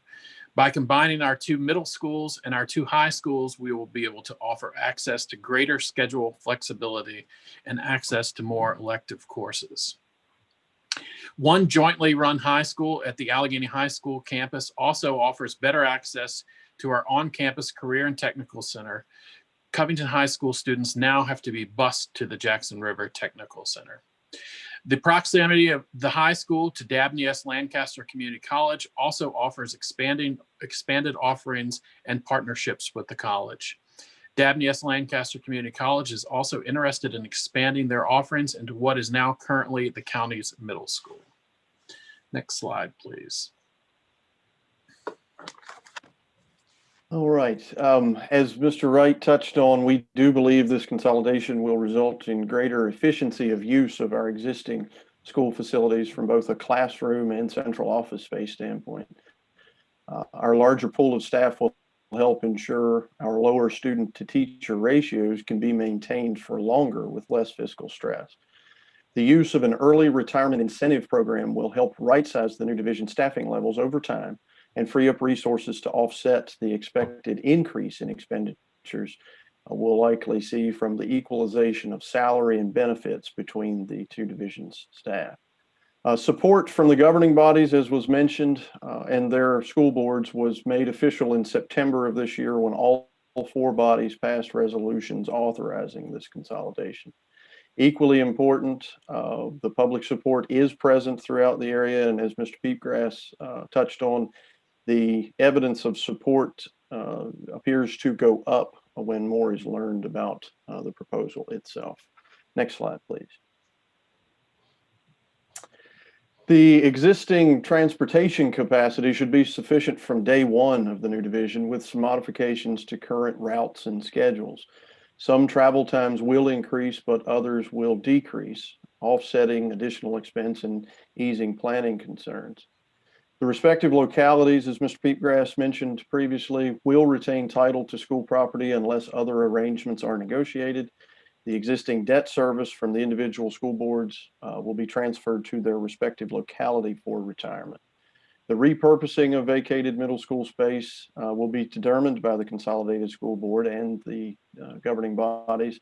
But as Mr. Wright mentioned, there is local interest and opportunity for repurposing that. The timeline, going back to that briefly, we believe does allow ample time for us to continue to plan and prepare with our central offices again scheduled to combine July 1, 2022, and the student bodies joining 1 year later in 2023-2024 school year. Next slide, please. Mr. Peatgrass.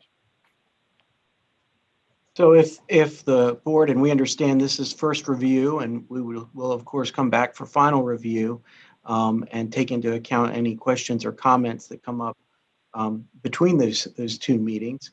But if approved, we would be working with the delegation on support measures from the General Assembly. We've already engaged from the very beginning of the process with that, and the results, as you saw and as Dr. Sale mentioned, include the additional support in the second year of the biennium that we just found about this morning. So again, that I think reflects the support at all levels that this proposal has. Some minor adjustments to the city charter will need to be made to reflect the consolidated divisions, really a procedural issue. Then the new members of the consolidated board would be appointed. You've got July 1st, 2022 being the effective date for consolidation of the divisions and boards, appointment of the new superintendent and assistant superintendent, policy manual adopted, and then the merger of the student bodies would take place for the 2023-2024 school year. So those would be the major next steps coming out of the next meeting. Next slide. So again, we very much appreciate all of the time and attention that the board has paid to this important proposal, and the great support that we've had from staff that I think has really improved and helped crystallize our thinking in many areas. And we're happy to answer any questions that you all may have, as are the other folks who I mentioned at the beginning who are on this call, but weren't providing this presentation for the sake of time. So again, thank you very much for all of your attention and your support. Thanks to all of you. Thanks to everybody who's with us on this item. Are there any questions by board members? And President Gecker, if I may, really quickly before we open. Of course, Dr. Sale. So thanks to our friends that are listening in over at the House Appropriations Committee, did want to note a correction around the budget item, and hoping not dashing any hopes of our panelists and presenters here, but that money does remain unrestored in the current budget. It was just hidden in the back of the budget. So I apologize for misstating there, and can certainly answer any questions that you might have about that. But as far as we understand it, the board item as is does stand around funding. Thank you. If I may, thank you, Dr. Sale, for that additional update. That is something we have been working on with the folks here in Richmond, and I think it's something that we'll continue working on the legislative side. And that initial placeholder was really meant to show the support coming from the legislature. We understand the exigencies created by coronavirus has played havoc with everyone's budgets, but we will continue to work on that. So thanks for that update. And thank you, Mr. Pipegrass, for clarifying. I appreciate your understanding on that one. All right. Any questions by board members? Ms. Davis-Vaught. Thank you for that presentation. And my question is, I'm not exactly sure who to direct the question to. I'm very curious about your presentation, as far as I'd like for you to go a little bit more to the grassroots of the situation. I'd like to know the buildings, the age of the buildings. I'd like to know, I hear about the support that you have for the consolidation of the schools, but I do know from the public comments that there are some questions and some comments from the population. So let's hear the other side of the story about what are the major concerns from the people who might not be in full support of this consolidation. And I'd like to know what are some of the specific ways that you're going to handle the consolidation of the central offices? Is it attrition? Is it retirement? Is it how are you dealing with those changes? Specifically, how are you dealing with those teachers? Is there going to be a great job loss? Is there going to be some unemployment? Are we going to have teacher movement? So back up just a tad bit and give me a little bit more detail as to why this consolidation is moving forward. Yes, ma'am. Ms. Davis-Vaught, I appreciate your question. I'll try to address them, I think, as you were asking from the opposition standpoint, let's say. I think we saw here locally very much what you see when you study consolidation all throughout the country, which is for us here in the city of Covington, being the smaller of the two localities, the smaller of the two school divisions, a lot of our population very much was fearful of that loss of local identity that you always hear about. Everything from, the athletics, extra participation opportunities for some children in certain cases. And that's just a logistics, 2 teams versus 1 team type thing. And then culminating, I believe, or at least crystallizing in Covington High School's building. That facility was built in the 1940s and is culturally a very important building to us here in the city of Covington. So we had a lot of concerns, I think, from local residents about that. But to boil it down to its simplest element, I honestly believe it is that loss of local identity. And when we first began this, I was doing as much research as I could, and that really wasn't a tangible idea I could put my hands on about loss of local identity. But the further we got through this, it is something it's very hard for people to put their finger on, and as Mr. Peatgrass alluded to earlier, I think it's rooted in just sentimentality and the emotional aspects of any time you engage in talks like this. And then you were talking about the age of the buildings throughout the region. I know we are blessed to have 2 fairly recent constructed buildings in the current Jeter Watson and Edgemont schools here in the city. And then the county in 2000, I believe, constructed their combination Clifton Middle School and Mountain View Elementary School. And so Allegheny High School, I believe, was constructed in the 1960s. But we talked at length in our first visit to Richmond and met with folks in Dr. Lane's office and really anyone we could to provide insight. And we are blessed to have facilities that have been well maintained and would be adequate for our combined student population. You may have to refresh me on some of the subsequent questions there. I'm sorry. Well, thank you. That describes the buildings there. So what's the economic situation there? Is this a high, excuse my ignorance, for I do not know what your economic disadvantage percentages are. Is this a high poverty area? Do you have vulnerable populations? Tell me more about the demographics there of the area. I can answer, I think, the first part of that, and I would defer maybe to our county administrator and city manager for anything deeper on the economic level. The 2 school divisions currently operate at roughly the same percentage of disadvantaged students by, I suppose it would be the federal government's measure. And I believe that percentage is in the low 40s percentile, I believe, Mr. Wright, if you remember that off the top of your head. I think we're in the 43 to 44% range of students qualifying for free or reduced lunch, for example. Any other deeper economic measures, I would defer to county administrator and city manager for that. One more follow-up, if I may, sir. With the plans to close your 2 middle school and use your 2 current high schools as your 2 functioning secondaries, is there any plan to do any updates to those buildings moving forward?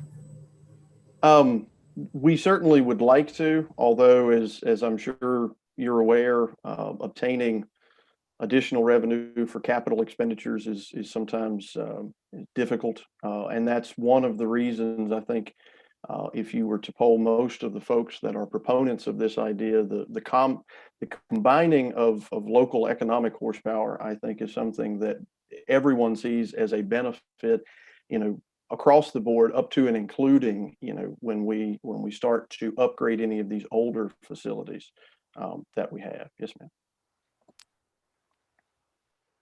Okay, any other questions at this point? Dr. Wilson? Thank you, Mr. Arrett and Mr. Wright, for being here and for your presentation. Just one question, and perhaps it goes to the two superintendents, maybe a little bit of what we anticipate the impact to be on teaching and learning with the consolidation of the two divisions. What do you envision that process looking like, and then the outcomes longer term? Thank you for the opportunity to speak today. I'm Melinda C. Johnson, Superintendent of Covington City Public Schools, and both school divisions have always had academic excellence as their goal and have worked hard to provide an outstanding education for our students. And that is the goal of this combined school division, is to offer more opportunities to our students. And we believe the curriculum committee has been working very hard to structure out a plan for moving the curriculums from we currently have. And we're really very similar, but there are some differences, and it's a very active committee, and curriculum is always looking at the academic outcomes for our students as we move forward into a new school division. So I think that is a positive outcome of this endeavor. And if I may, I think touches on both questions, the question just asked, and then circling back to a question Ms. Davis-Vaught asked about the teachers, the teaching environment, and are we planning on right-sizing the new division through attrition? And the answer is yes. That's the plan, is to basically combine the two divisions, and then over a period of years, both with an early retirement incentive program that the new school board could craft to be mutually beneficial, both to the faculty members themselves, and then also, in that effort to right-size the new division. We're very optimistic, and I think some of Mr. Regenbaum and Dr. Salmon's work had reinforced the point that we do have an opportunity with some additional support to right-size the current division staffing levels through attrition. Okay, any of the members of the board? Ms. Holton? Yes, thank you. I just want to commend you all for your hard work. It really, I'm just overwhelmed with gratitude to the hard work that the whole committee has done, but especially the school boards and superintendents. I recognize this is not easy, and to put the needs of your students above your own personal interests, and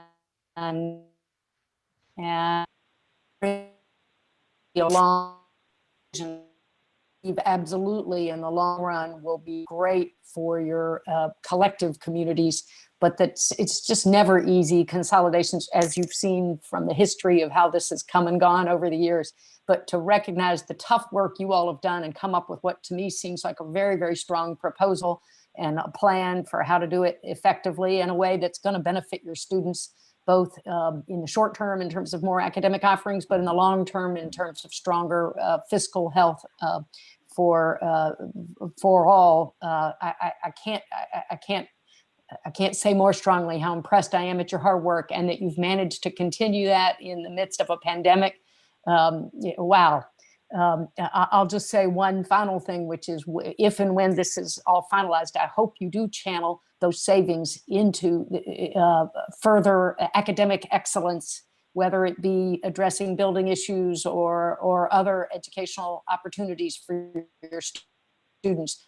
I am convinced that all of our divisions, and I'm looking at you all's numbers, are underfunded still, and the state needs to do more on that. And maybe there will be other support coming from other resources over the longer haul. But localities also have the option, and I hope you I hope your plan is to channel the savings back into education. And I thank you again for your work.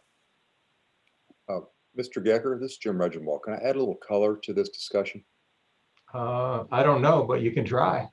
Well, I'd like to add that both school divisions have similar demographics, have similar SOL results. We found low dropout rates. They have very similar LCIs. So in that sense, it does make it simpler for a consolidation because they're similar in a lot of ways. Okay, I appreciate that. Anybody else from the board? I don't see. One more follow-up about the grade level configuration of the new proposed high school, 8 through 12. Is that what I heard? No, ma'am. Go ahead, Jacob. I'm sorry. We were looking at 6, 7, and 8 for the combined middle school and 9 through 12 for the high school. And one of the things that I did want to touch on is the idea that a lot of these we tried to base all of our findings on facts. And one of our things is our current high school, the Allegheny High School, has a larger capacity than the Covington High School. So it's more fitting to have 4 grades there than it is to have them at Covington High School. Okay. Thank you, sir. Thank you. Ms. Snead Johnson, did you come off mute to speak? Yes, sir. And I hope I answered everyone's questions.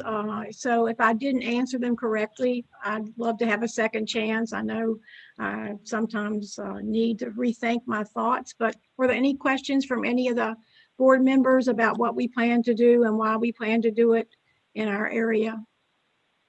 And I echo with Melinda. Sorry, I lost connection for about 15 minutes. Go figure right when it got to our part, but same thing for Allegheny County. If anybody needs any verification on some of the questions you all had, be happy to answer what I can. No, we appreciate both of you. I don't see anybody right now with any more questions. Mr. Peepgrass, I assume you've done the requisite public hearings? Yes, we have, Mr. President.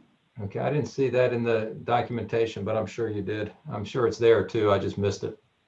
Yep, those were, in order to get those resolutions passed, we had to have hearings, and then we had many opportunities for public comment through those 50 meetings that were mentioned as well. So no, I get that, although I thought the code specifically referred to, and maybe I'm wrong. Yes. Before you file a hearing, you need to have a public hearing. Yes, we did.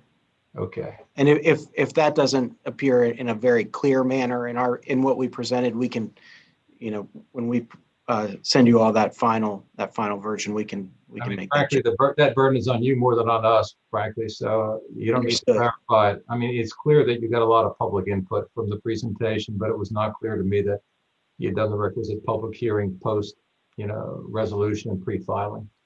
So, all right. The board, I think, is happy to accept this on first review. Mr. Gecker, before you move forward, I apologize. It's but okay. I just wanted to acknowledge Ms. Snead Johnson and Mr. Callahan's question about if we had any other questions.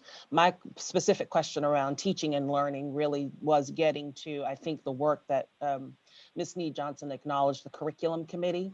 And so I will be interested as this process moves forward to understand how we are ensuring that quality education continues, as you both are already doing in your individual divisions, but that commitment and those resources and the attention continues to be paid even in whatever the outcome of this whole process is. So that was the root of my question, and we'll certainly be interested as the process moves forward to hear more about that. And we'll be curious to see how children are affected by the work that you all are doing, not just by the access to additional coursework, but the outcomes at the end of the day. So thank you very much for acknowledging that. We just asked it just because that triggered something. What happens if the assembly doesn't give you the money you're looking for? That's an excellent question, President Gecker, and I think our Plan B, if you will, would probably be to simply idle the plan until the proper amount of state support could be secured. Depending upon, I mean, we all have sort of envisioned different scenarios of levels of support that could be obtained. And if there is nothing there, I think our option quite simply would be to idle, because we've all acknowledged throughout the process that the equalization of salary and benefits it was a central tenet when we began this, and to overcome that fiscally, we will need additional state support. If the levels of support are fractional, let's say, we can always look to additional funding sources, but as I'm sure you can imagine, those are not plentiful. So we would simply look for the most support we could, but obviously we hope that the General Assembly would be able to provide that. I appreciate that, direct answer. And I guess I would like to understand at some point, and it can be offline, Susan Williams, our lawyer, is what happens if we vote to consolidate and then you idle the plan? I'm not quite sure what occurs there. We're scheduled back in January. We will not know, I guess, the results of the funding issue at that point. Right. We will not know. That's correct. I mean, I guess we could try to address it in the resolution, but ultimately the Board of Education, would have to act by resolution to basically dissolve the two separate school divisions and create a consolidated school division. No, I guess what I'm asking is what if we vote in January to consolidate and they then say, now we're not going to do it because we don't have the funding?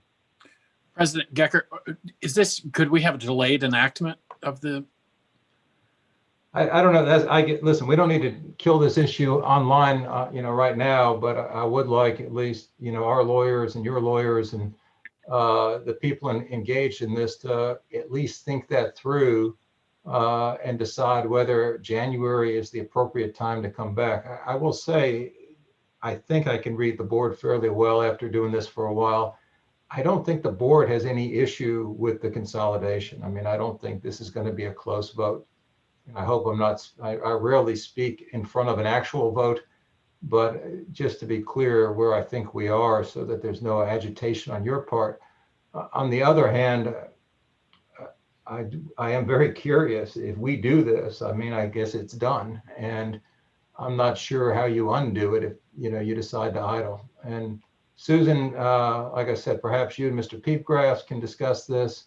I'm not excluding, by the way, anybody else on the call from that, but just as the logical places to start with the lawyers. And let us know if January is the right answer, or frankly, if you would do it regardless of funding from the Assembly. That would be helpful to know. I don't want to create a circumstance that we can't really undo, easily if you decide to not go forward for any reason. And I'll be happy to work with anyone, Yep, we appreciate it and appreciate the concern, and I'll be happy to talk with Ms. Williams offline as well. And we meet very, very regularly as a group with the folks who are working on this, and it's something we are tracking closely. So happy to engage on that with you all. Good. Well, thank you very much. I think that covers this. Ann, did you want to say something? Oh, you came back on, so I didn't know. Okay. All right, then. Thank you all very much. It's very interesting. We appreciate you bringing it in. As Ms. Holton said, it's really comforting and encouraging in a lot of ways to see people working together in this fashion in these times. And, it's a very good thing. So thank you all very much. Thank you all so much for your time. Okay.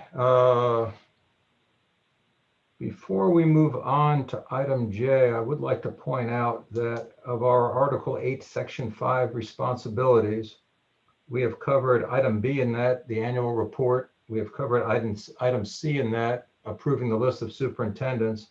And item A includes, the division and consolidation of school divisions. So if we were playing constitutional bingo, we would have A, B, and C kicked off on our cards already today, which is actually pretty cool.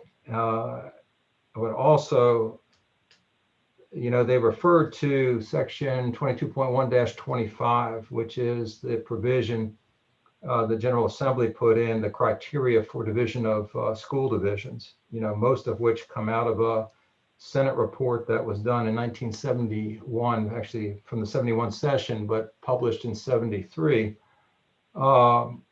There was some talk at the legislative briefing and a question asked about, I guess, in response to the recent VCU report that came out dealing with the division of divisions, if you will, and the equity issues surrounding the division of divisions.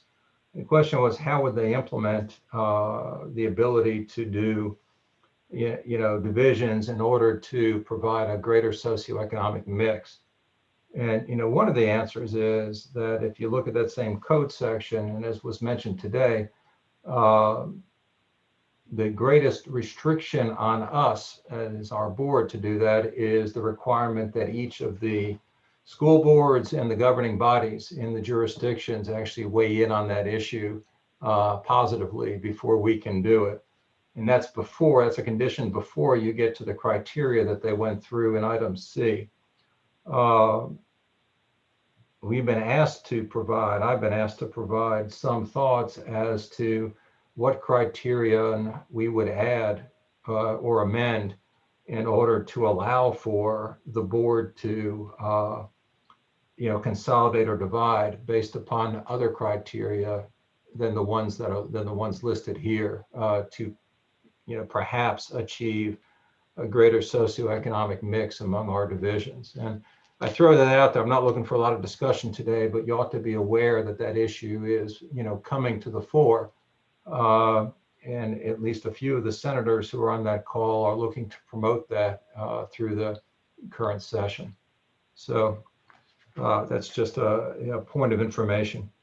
We will move on to item J, first review of emergency guidelines for the use of local performance assessment to verify credits in writing for 2021. Ms. Loving-Rider. Morning again. Mr. Gecker, I know that we are running short on time, so I will try to do this item quickly. No, ma'am, we scheduled a full day for these meetings, and if we need to take it, we will take it. Okay. So give us what we need, no more, no less, if that's okay. All right. Fine. So I am bringing to you for first review emergency guidelines for the use of local performance assessments to verify credits in writing for this school year. And as Dr. Lane mentioned in his comments, this is another opportunity to provide additional flexibility to school divisions related to the COVID-19 pandemic. This particular flexibility is not dependent on a waiver. It is just an expansion of your guidelines for this school year. Just as a reminder, the 2017 Standards of Accreditation allow the opportunity for school divisions to verify a credit in writing using a local performance assessment that is compliant with the guidelines that you approve. And you all did approve guidelines in 2018 for school divisions who choose to exercise this option.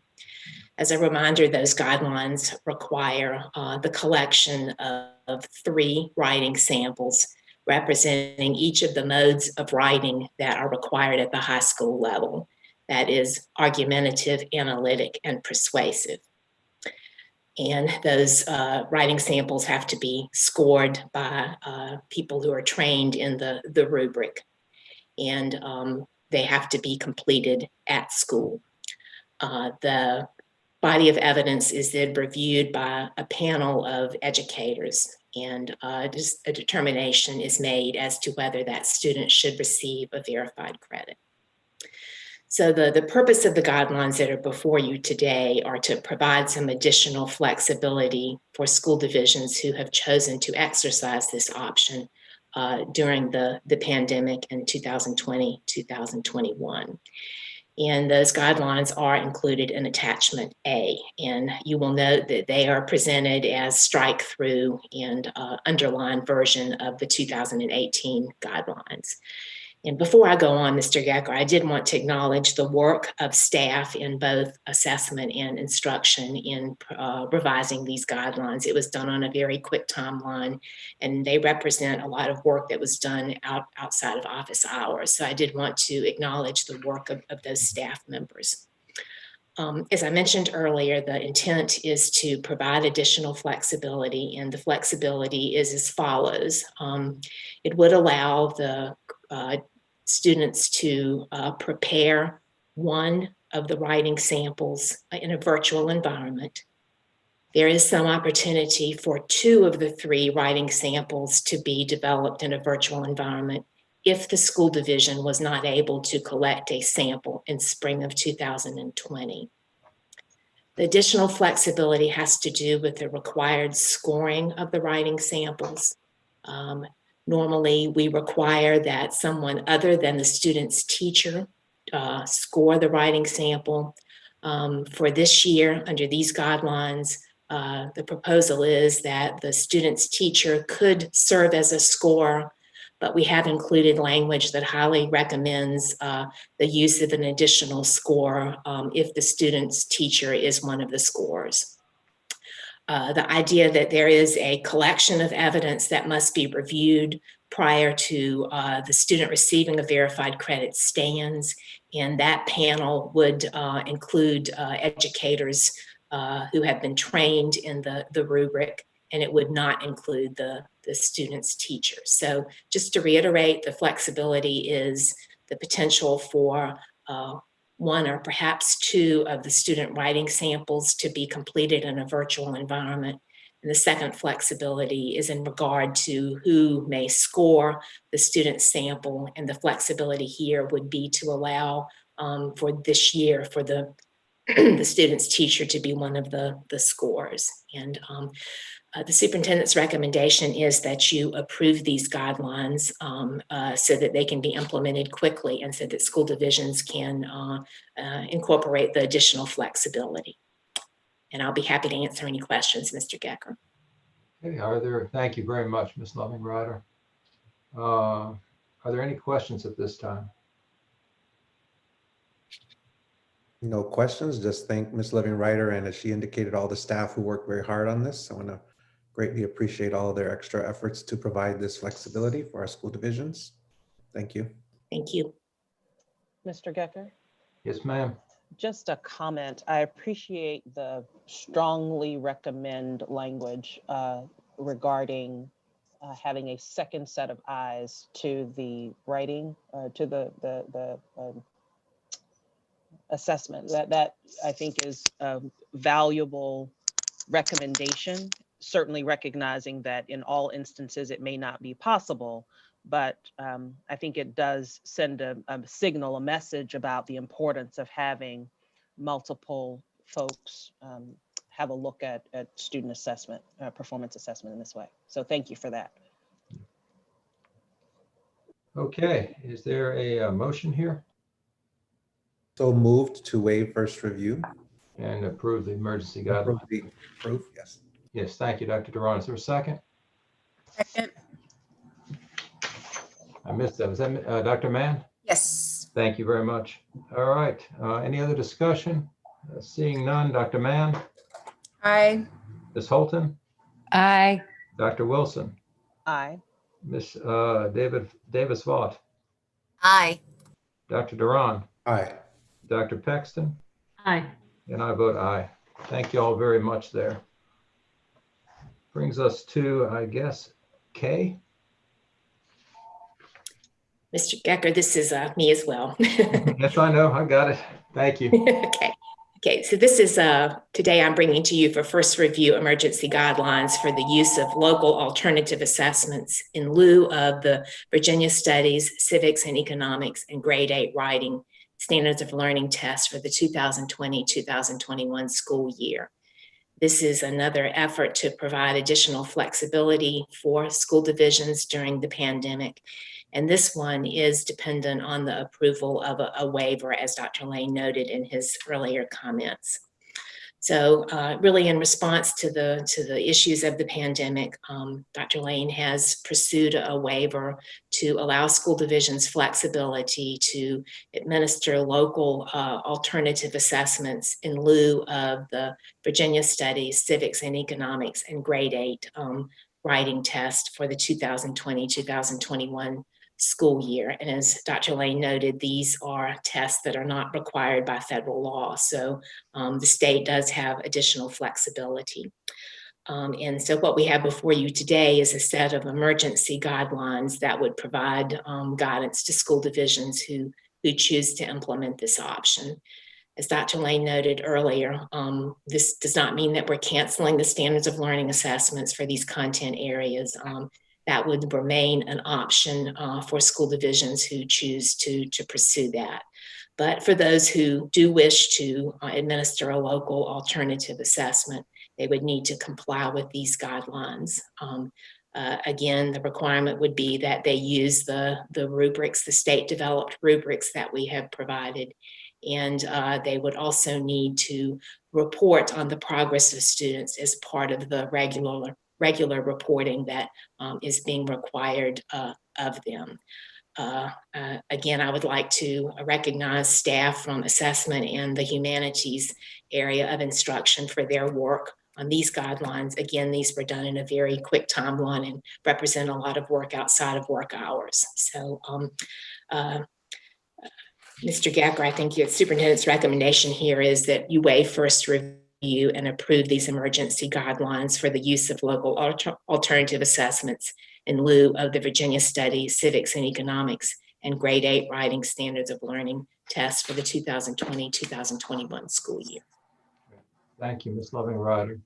Are there any comments or questions on this? Just to reiterate our thanks again for the staff that worked on this aspect. Since I did on the last item, I don't want to neglect the staff who worked on this item as well. Thank you, Ms. Loving-Ryder, and for everyone who worked extra hours to put this in place. Appreciate it. Yes, thank you. Anybody else? If not, is there a motion to waive first review and adopt these guidelines? So moved. So moved. Dr. Duran, seconded by Dr. Mann. Any other discussion? Seeing none, again by roll call. Dr. Mann? Aye. Ms. Holton? Aye. Dr. Wilson? Aye. Ms. Davis-Vaught? Aye. Dr. Duran? Aye. Dr. Pexton? Aye. And I will vote aye. Thank you, Ms. Loving-Ryder, and thanks to the staff. I would say you guys are just like the articulation committee, just right. Thank you very much. We appreciate it. All right, item L, first review of revised foundation blocks for learning. Ms. Conway, I hadn't seen you before. Welcome. I hope we haven't kept you too long. Oh, no. Glad to be here. Glad to see everybody. I think we're now in afternoon, so I will say good afternoon to everybody. And very excited. I think this is one of the first times we're bringing you something for review rather than update. And I think that's a positive sign of what's to come. So it's great to see everybody. I also wanted to introduce Erin Carroll from our team, the Director of Early Childhood, and Tamala Richardson, our Associate Director, who have done an incredible amount of work getting us to this place. Next slide, please. Today, we are very excited to bring you a comprehensive guidance document that would replace the foundation blocks for learning, which are primarily used now with 4-year-olds. We'll talk about how we see this resource helping us improve school readiness in the Commonwealth. We'll go into detail on how we have, through both in terms of our process as well as achieving more equitable outcomes, think this can be a tool for increasing equity in the Commonwealth in early childhood. We'll make sure you understand the process for development, and then I'll give you a high-level overview of the early learning development standards. And then last but not least, a quick review of where we go from here in terms of implementing this resource. Next slide, please. One more, Emily. So you've heard me talk about this before, but fundamentally, we are building a division in Office of School Readiness and Office of Early Childhood that is focused on ensuring that every child in the Commonwealth has the opportunity to enter kindergarten ready. We know from the data we looked at last year that nearly 44% of our kids are entering without that opportunity when we look at literacy, math, social, emotional, sort of self-regulation and social skills. We also know that right now, things like demographics predict outcomes. So when we look at our children with special needs, when we look at English language learners, when we look at kids from economically disadvantaged backgrounds, that they are more likely to come to school without the full opportunity that all of their peers do. And we have to tackle that systematically across all of the programs that make up our early childhood sector: family childcare, childcare in centers, Head Start, pre-K in the schools. And we are working very closely with this board, thanks to legislation passed, to address this. These standards, which talk specifically about what kids should know and be able to do, and really I should say kids collectively, infants, toddlers, and preschoolers, are really a first step in addressing this. Next slide, please. What we're presenting for review today is a guidance document that really helps us understand what infants, toddlers, 3 and 4-year-olds know and should be able to do.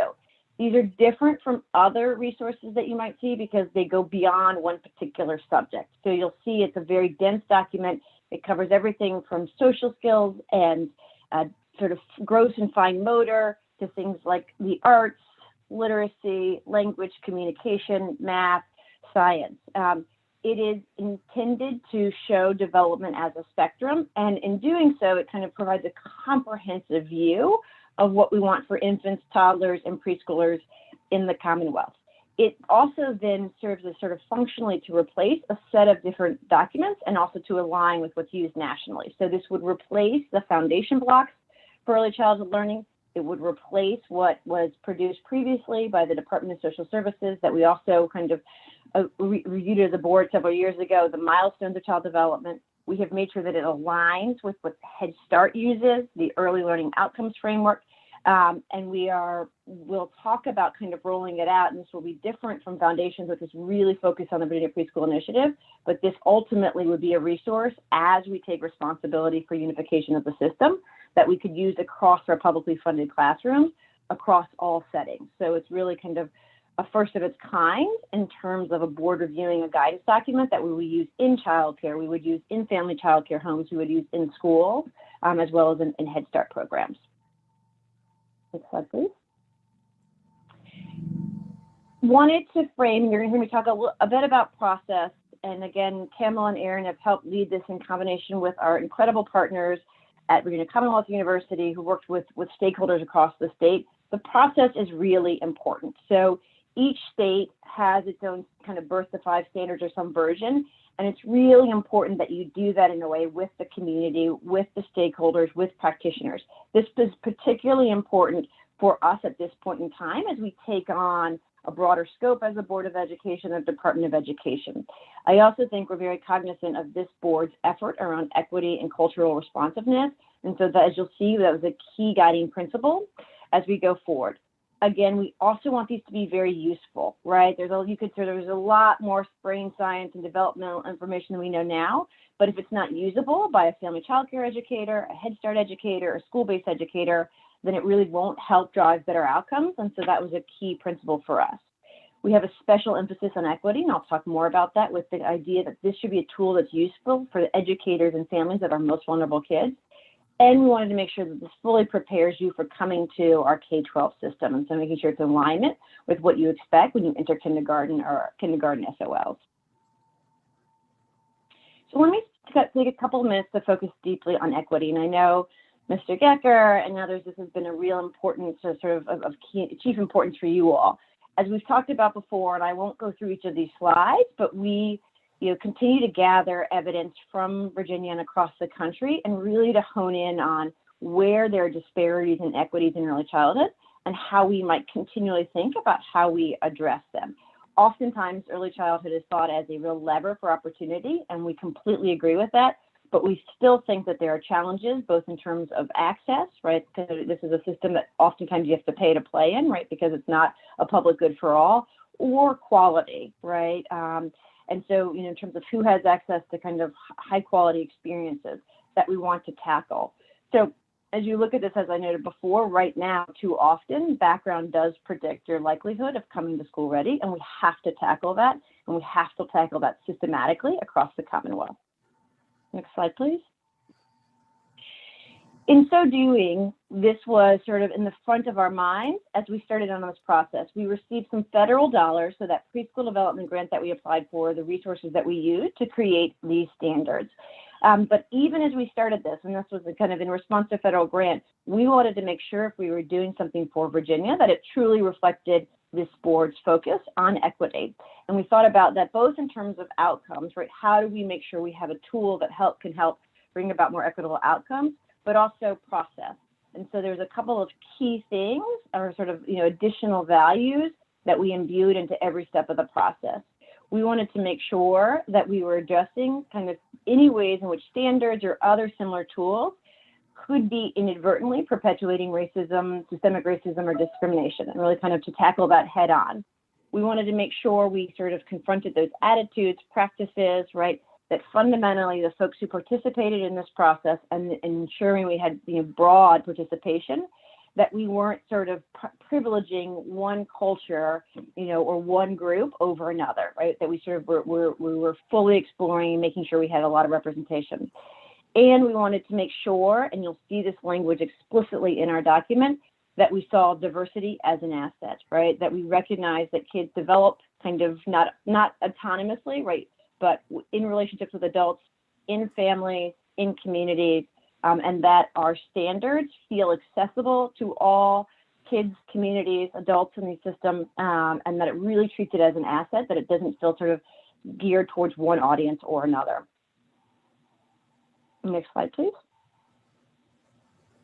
This talks through sort of the specific steps that we took to do this, both in terms of engaging a very broad set of stakeholders, really looking at different aspects of diversity, race, ethnicity, geography, rural, urban, provider type, other demographics, making sure we had full representation of those educators who serve our children with special needs or developmental delays. We actually added another round of feedback, and I'll talk more about that because we felt we didn't have the appropriate diversity at the first cut, and really wanting to make sure, working very closely with our Office of Policy and Equity and Cultural Responsiveness, Inclusivity, so kind of going back out and sort of specifically, intentionally including a broader group. And we revised the draft iteratively once we heard from folks. You'll see it throughout, both in terms of the language more generally, our commitment to this, and then a kind of an important touch is including things like examples that are very clearly sort of representative of the diversity of our kids served in early childhood. So references, for instance, we have a such as, and we use the Spanish term for Aunt Titi rather than saying, hey, my aunt, right? So these little references throughout, making sure that it's truly accessible to all of the audiences, all of our educators who serve our children birth to 5 in the Commonwealth. Next slide, please.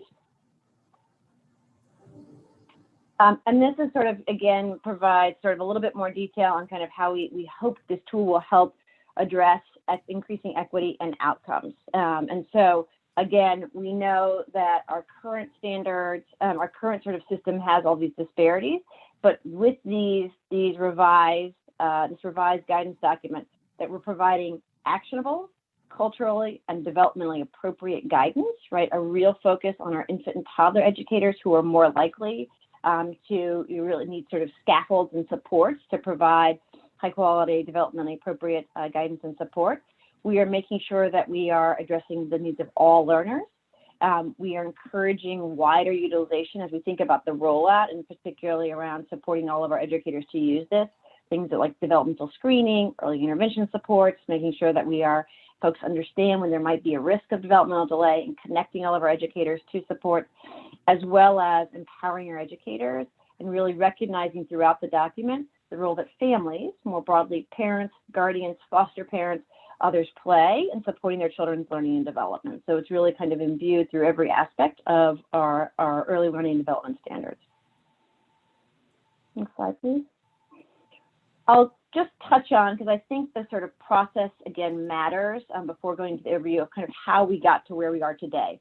I will say that, and I talk fast and I operate fast, but I will say we got delayed from our original schedule for development largely because we needed more stakeholder input, largely because we felt like we weren't fully representative of the early childhood practitioner population. And so it was a rare occasion where we got off track, but it was worth it in terms of really making sure we could bring you a document that we felt was truly representative. Next slide, please, Emily. So we started with experts, right? Really folks who could bring us the most up-to-date information about what we know about kids' development from both Virginia Commonwealth University and James Madison University. We then broke into subgroups, involved 10 institutes of higher education across the Commonwealth and over 75 experts. And so they really broke it down into each of those subgroups I talked about. They met both in sort of large groups and small groups back in the day where we could meet in person. And there was a lot of dynamic conversation really about what we knew, what's changed since we had the prior versions of the foundation blocks, and where we wanted to go from here. We also kind of involved sets, and thanks to Michael and Christine and others, both aspects of our Department of Education. We work closely with the Virginia Kindergarten Readiness Program to make sure this all aligns. We're trying to not only build a seamless birth to 5 pathway, but ideally connect that to early elementary, right? So you really take kids all the way through, regardless of where you're served, the name on the outside of the building or the funding source, that we take you all the way through kindergarten and help ensure a more successful early elementary experience. Next slide, please. So as I noted before, we had 2 opportunities. We started with one, that was our initial plan for public comment, and then we added a second one.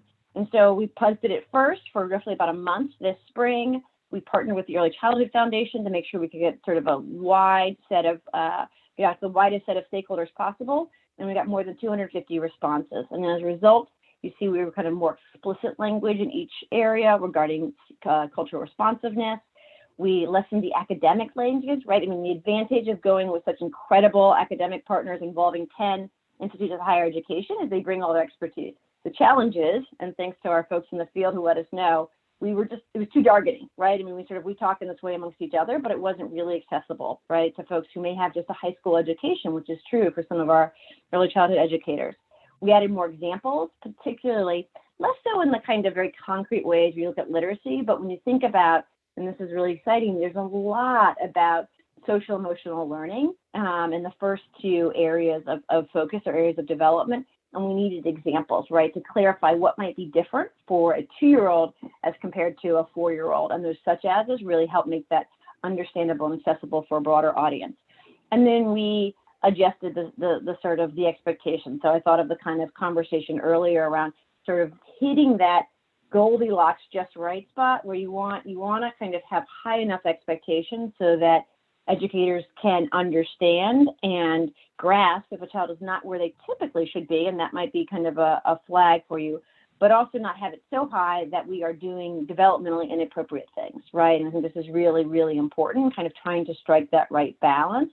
And really we felt that both consulting the experts as well as putting it out there and getting the responses from the field were really important. So kind of hitting that right balance and making some adjustments based on what the field shared with us.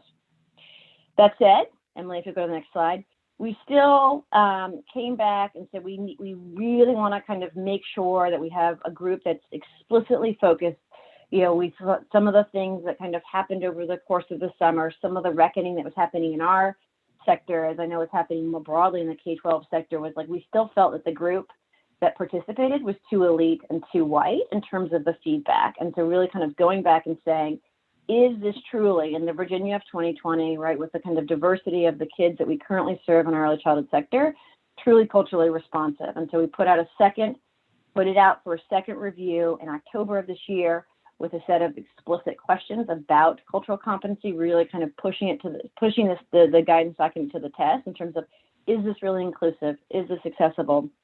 And we, as a result, we added a special section on that, right, to make it clear and sort of for folks reading it, where to look for those things and to make sure that we sort of demonstrated that as a commitment.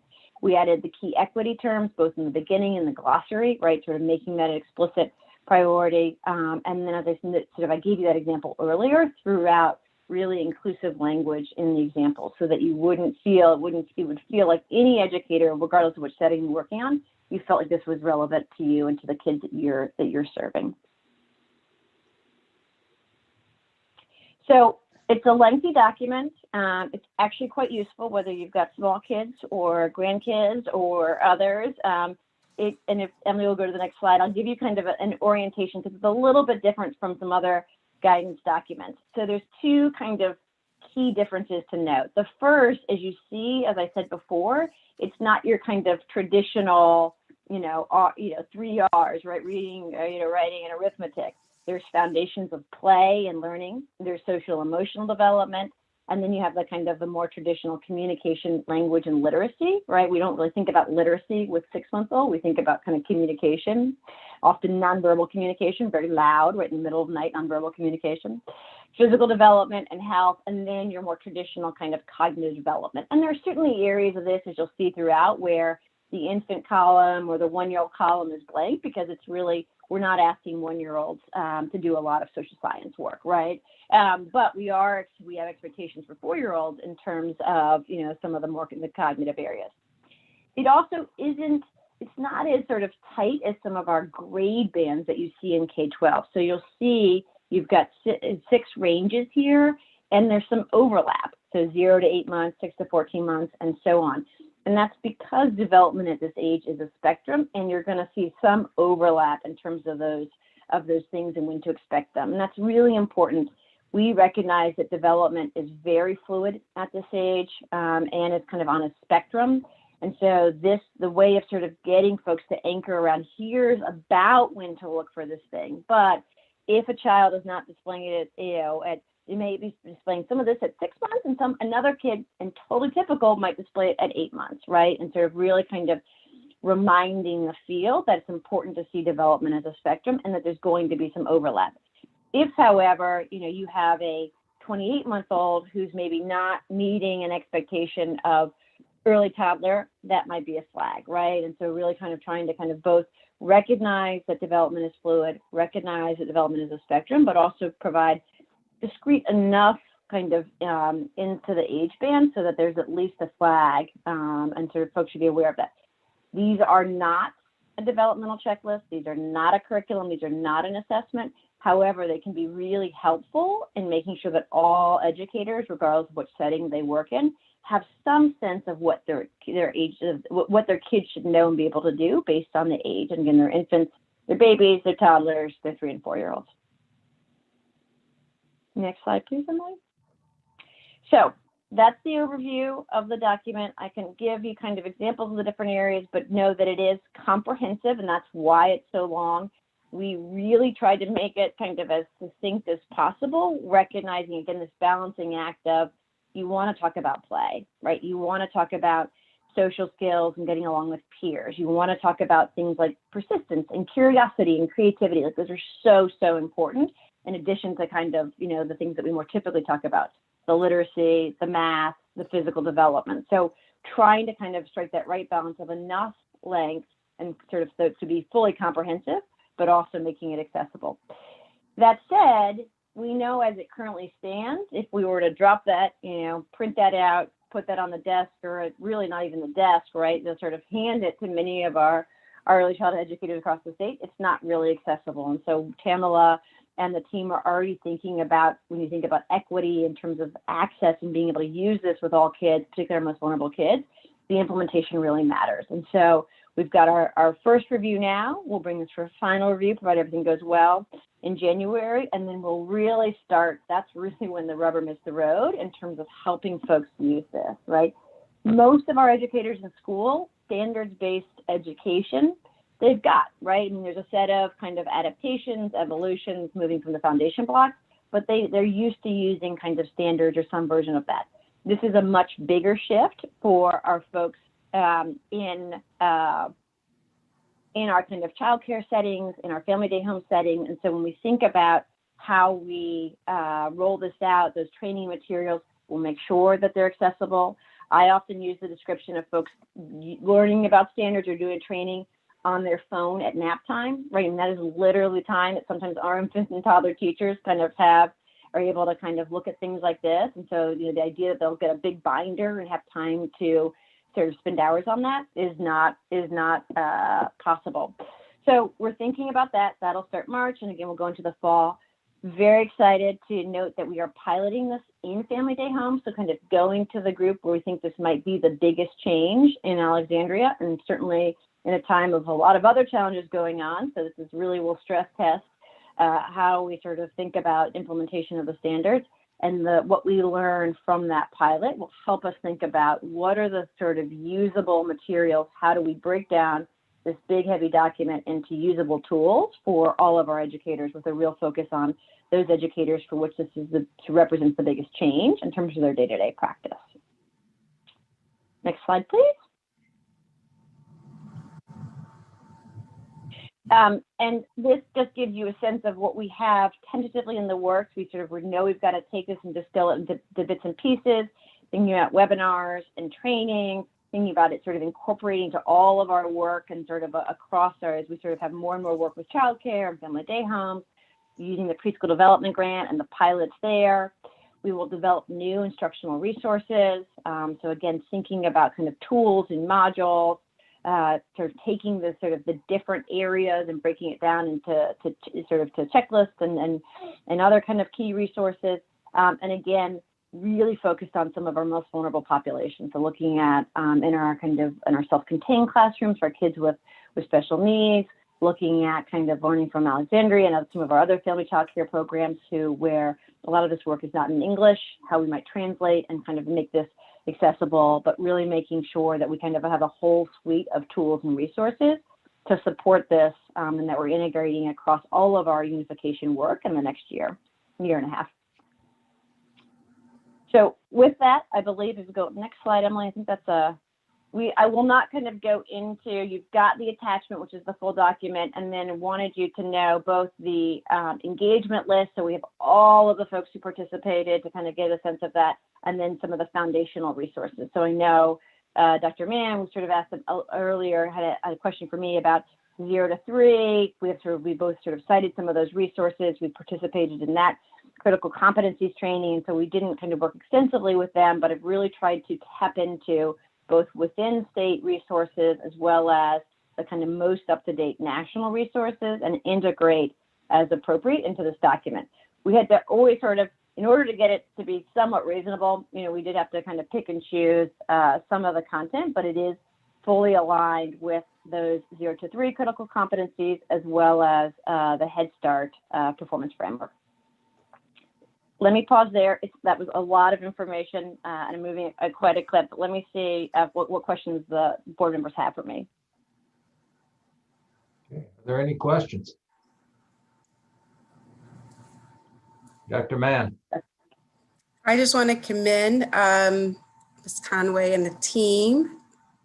Tamala has been quite busy because I've been working with her on another committee related to mental health consultations. So Jenna, when you noted you move fast, I had to chuckle because for sure there has been a lot of movement and a lot of activity. And I was glad. I mean, obviously, I think this is a good thing for Virginia to be moving in this direction. Early learning guidelines have been a part of many states' early childhood efforts for many, many years. And having the foundation building blocks just speak to 4-year-olds, I definitely felt was just something that needed to change. And so to see that there is now a full continuum is certainly quite important. I am curious about the crosswalk with the Head Start early learning framework. And I say that because as I hear the focus around accountability and uniform measurement, and I think about the level of rigor that exists within the context of another publicly funded program, naturally there's an interest in wanting to understand how we help individuals who are providing these services not feel like there's yet another dimension, there's another framework when we're truly talking about a program that has had a long history of establishing outcomes for children that are served across the birth to 5 continuum. So I am curious, I'm wondering, were there a lot of Head Start grantees that participated? I know the timing was challenging. When I saw it come out, I felt like, oh, a lot of folk right now are focusing on surviving COVID. And I just having the bandwidth to really say, I'm going to stop and dig into, reviewing and providing substantive feedback. The timing was a challenge. And so I appreciate you calling that out as something you all had to go back and revisit. But maybe you can tell me a little bit about, the type of entities that responded in light of the timing. Yep, absolutely.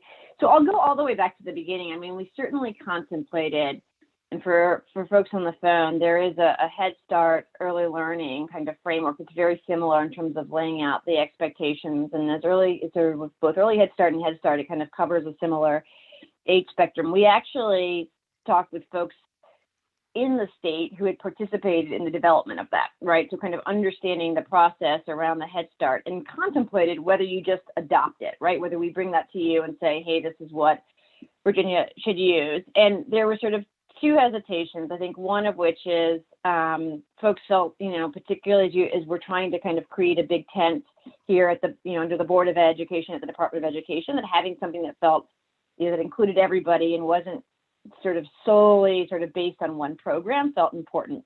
But we also felt like, and running a process that included Virginia practitioners was really important. And that was something that people really said was powerful about not only the kind of the final product in terms of the Head Start framework, but all of the kind of national contributions that had gone into that. So it felt like it was created, by Head Start for Head Start, but with the kind of, a lot of expertise. So we really modeled it at sort of after the Head Start process first. We then also did a kind of an explicit crosswalk and kind of really would start, and we pulled a bunch of the Head Start content in terms of kind of anchoring in the areas, and then made some evolutions that kind of reflected the broader set of practitioners. So we, and then went back and sort of made sure that it was still aligned. So there are slight kind of differences, and I think we can share with you, Dr. Mann, some of the kind of the crosswalk materials, but not enough at any point that it felt like it would somehow put, a Head Start or early Head Start educator in kind of an uncomfortable place, right? So basically kind of being able to say, whether you're using your Head Start framework, because that's required by the program, that is, aligned sufficiently with the Virginia kind of early learning standards that you don't really need to worry about it, right? Or sort of vice versa was the kind of the goal there. So they are generally kind of interchangeable, with the understanding that our Head Start programs are required to use that learning framework, but that we will make sure that any of the training materials are also fully accessible, right? And we'll think, and it's a good flag for us, Aaron and Tamala, to kind of even think about kind of some cross-referencing. Like, so for example, if we do a training, on our play and learning, is to kind of think about when we cross-reference what sort of standards are coming from the Head Start framework. But we're confident based on the folks who participated, and we'll get you the list of the Head Start grantees as well. But we also had a good number of our folks from the Institutes of Higher Education had participated in the Head Start process as well. Mr. Gecker. Yeah, Dr. Duran. Thank you, Ms. Conway. It's great to see. I was just overwhelmed listening to it all, but it was wonderful to hear and see the real thought process that went into how do we look at our students' experiences from various perspectives. One, the instructional lens of getting them prepared for kindergarten, the cultural experiences, and really honoring those experiences that students bring. And sometimes when our students from different cultures come to the table at the beginning of their education career, they're often stymied or shut down because they're not seen as honored and having brought value to their own experience at that point. So I love that you are focused on that. My question is, and so thank you and everyone who's put a lot of time into this.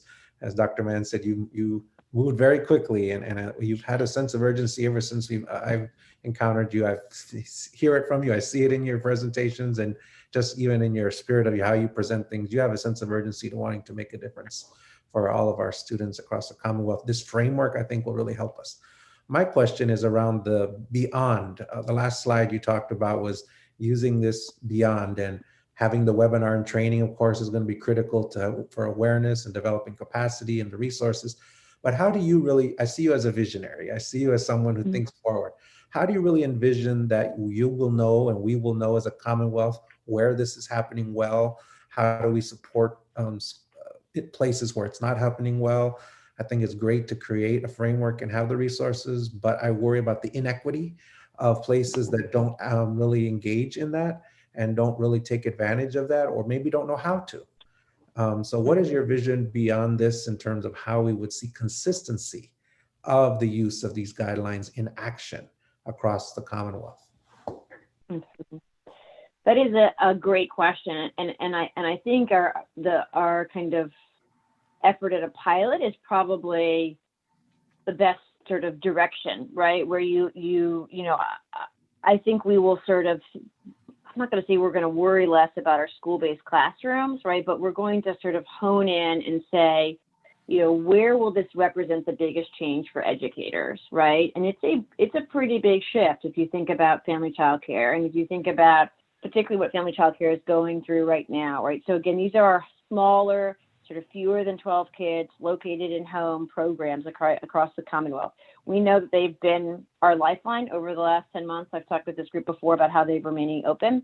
And we also know that, like, you know, much of how they operate is different from how K-12 typically operates. I spent, 3 hours on Saturday morning, because that's literally, they only can do evenings or Saturdays. Like the rest of the week, like they are providing core care and education, and they don't have substitutes, right? Like they are the building operator, the janitor, the teacher, right? And everything else in between. And so, like, that's a perfect example. Like if you schedule, a Thursday meeting with them, like you're not going to be able to get them right there. And so really kind of recognizing the practical reality of their circumstances. I think also recognizing the diversity, right? Both in terms of linguistic diversity, I think recognizing that these folks traditionally have less of a kind of a traditional education prep background, right? And sort of really addressing, like, what are the usable tools? Like, how do you distill, like, no part of me thinks just sort of giving this document or emailing it out or even sharing it with the Family Child Care Association would ever kind of accomplish that. So I think we'll look at, we'll focus in on that group, right? As if we can figure out the tools that work with that set of educators, they're probably broadly applicable to the others. So we'll look at uptake there. I think we will kind of measure the results of pilots. I think we'll work closely with our preschool development grant folks to sort of say, let's take these materials and get a sense of are they being used first, right? I think asking people what's useful or not. I think getting out there and kind of looking, getting into classrooms will kind of give us some indicator of that. And that will, Dr. Duran, be our focus, right? Because again, if we don't see them being used there, if we don't see, if we don't hear from our family day home educators that they're useful, and we ask kind of our surveys for PDJ, if we talk with our associations and our other groups and they say these are just too much, right? Or they're just hard to understand, or they don't feel real, that's the kind of canary in the coal mine in terms of we've got more work to do on tools and resources. So really kind of working with that group, really largely through the preschool development grant, that federal grant, to kind of measure how well it goes with that group, and then using the kind of the lessons learned from that to think about how those are applicable to the broader set of educators.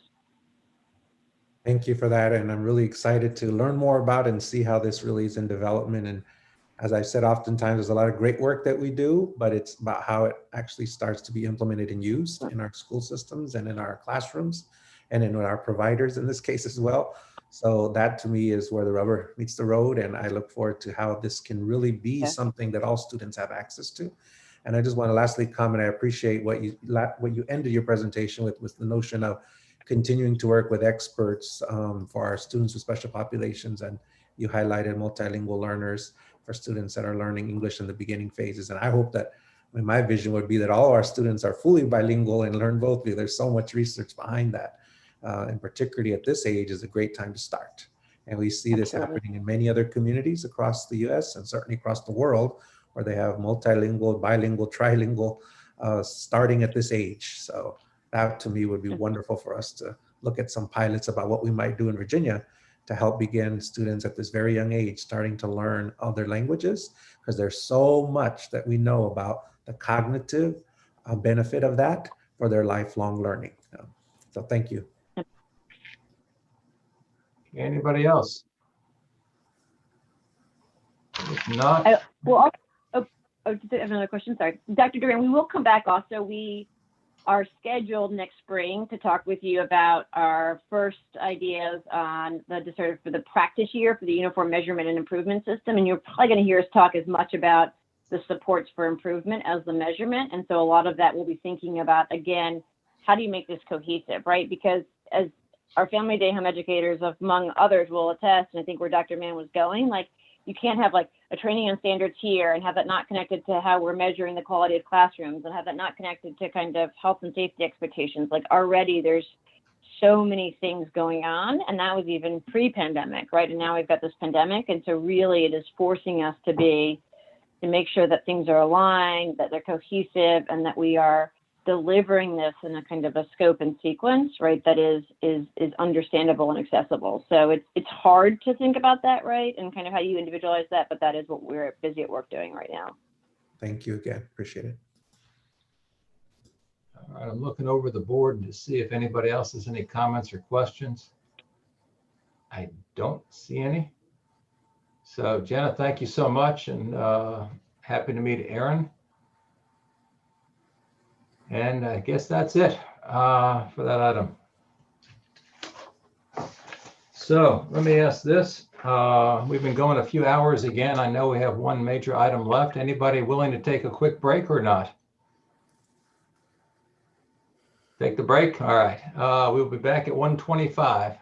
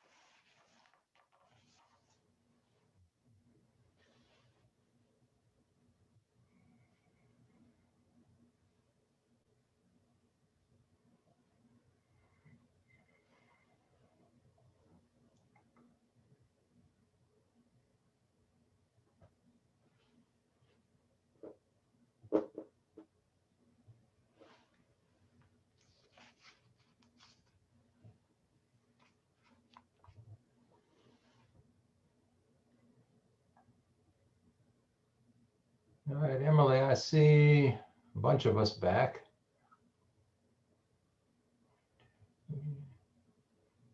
We are waiting on Francisco. I was here, sorry. There he is. Camera was just off. I think we're here now, right?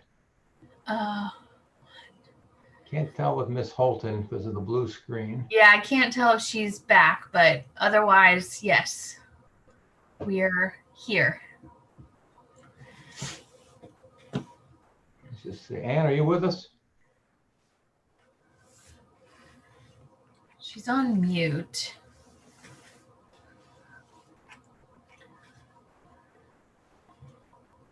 Miss Holton, if you're here, there she is. Okay, perfect. Okay.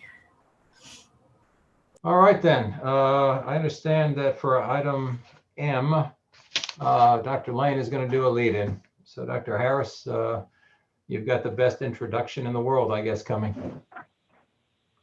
Well, it's funny that you say that because I am going to do an introduction to our item, but we were notified of something this morning that I thought the board would want to know, and we'll do a more formal recognition at a future board meeting. But we found out today from the Ministry of Education and the Embassy of France that Dr. Harris has been nominated, and I'm not going to say it in French, Lisa, I apologize. My accent in French is terrible, but Dr. Harris has been nominated for the Order of Academic Palms, which is a national order bestowed by the French Republic on distinguished academics and teachers for valuable service to universities, education, and science.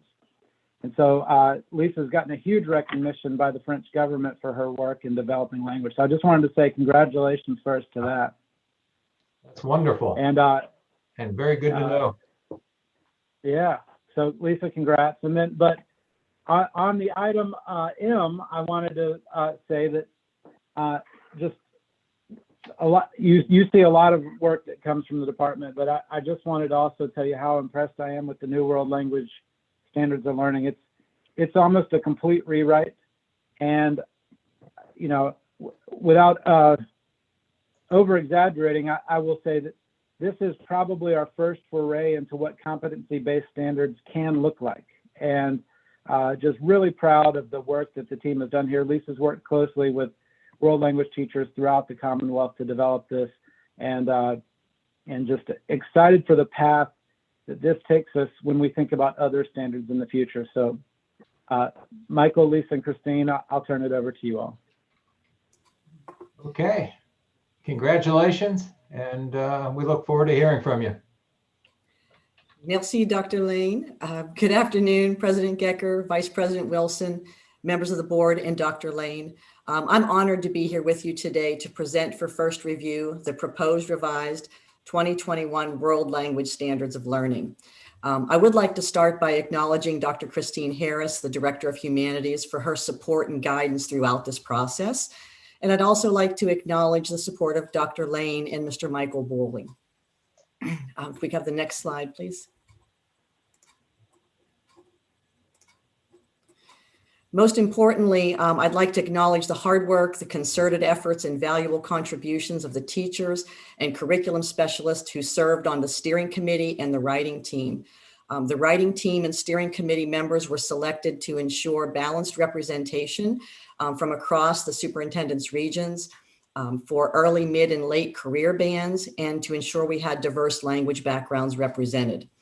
And lastly, I'd like to acknowledge the valuable feedback provided by the external review panel, including representatives from public and private universities, community colleges, and professional language organizations.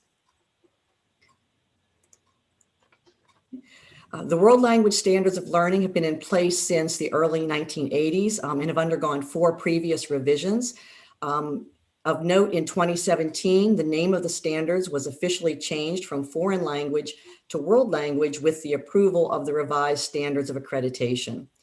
On January 23rd of this year, the board approved the timeline to proceed with the new process for reviewing the World Language Standards of Learning. And in accordance with this plan, the department took the following steps to produce the drafts before you today. First, public comment was solicited on the current standards. And during this initial comment period, the department received 31 comments on those 2014 standards.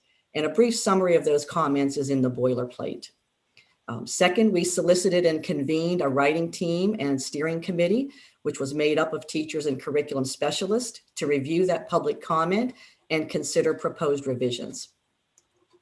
The World Language Standards of Learning Review Committee took into consideration national world language readiness standards, the advanced placement and international baccalaureate requirements, as well as the Board of Education goals and Department of Education priorities around literacy, the profile of a Virginia graduate, the Virginia 5 Cs, social emotional learning, culturally responsive instruction, and equity.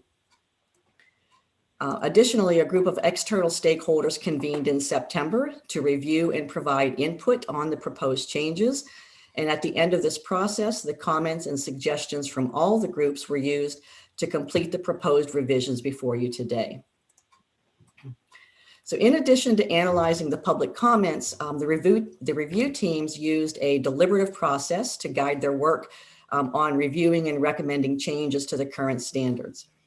From the onset of the process, we had 3 goals established for the review. The first was alignment of the proposed standards to the profile of a Virginia graduate, specifically the Virginia 5 Cs.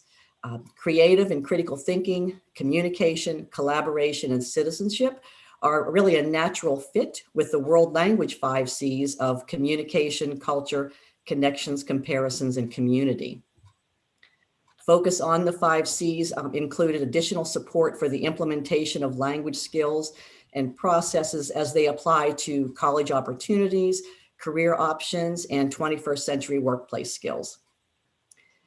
Second, in our development of the proposed revisions, there was an intentional focus on building literacy, integrating technology, and demonstrating cross-content connections. The proposed progress indicators include opportunities for students to explore the impact and the use of current and emerging technologies and to apply that knowledge and skill to other contexts, both inside and outside the learning environment. And third, as the teams worked on the proposed revisions, each step included a review through the lens of equity, culturally responsive language and practice, and social emotional learning. The proposed standards seek to maximize the potential of all learners and are respectful of diverse backgrounds and experiences of Virginia's public school students.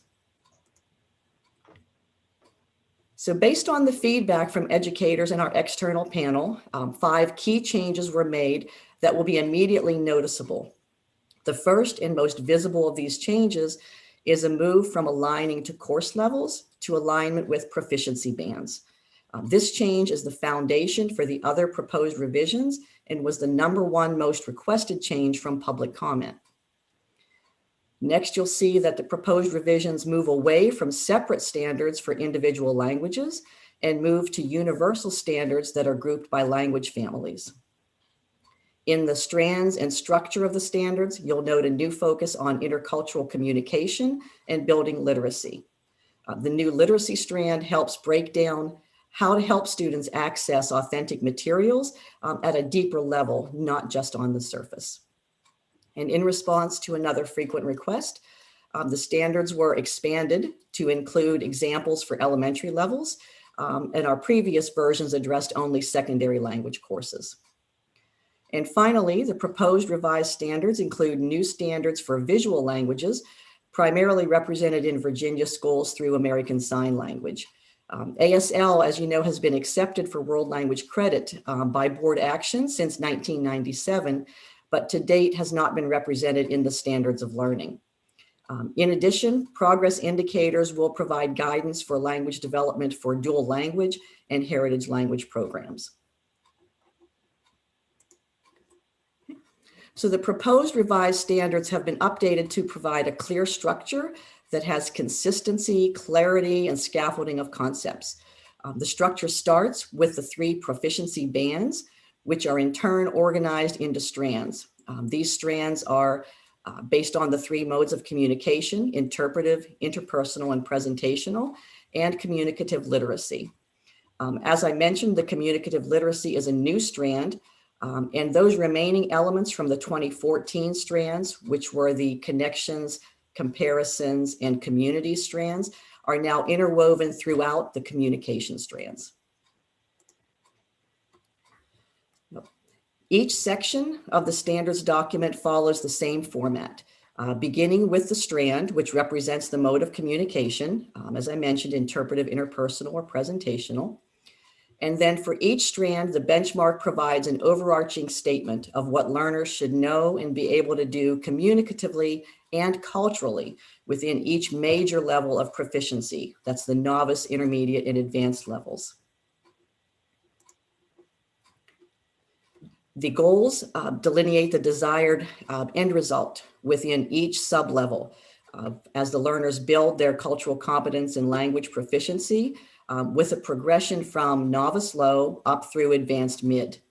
And I'll note that while there are higher levels of proficiency, the selected bands of novice to advanced mid represent the most likely outcomes and reasonable expectations for K-12 programs.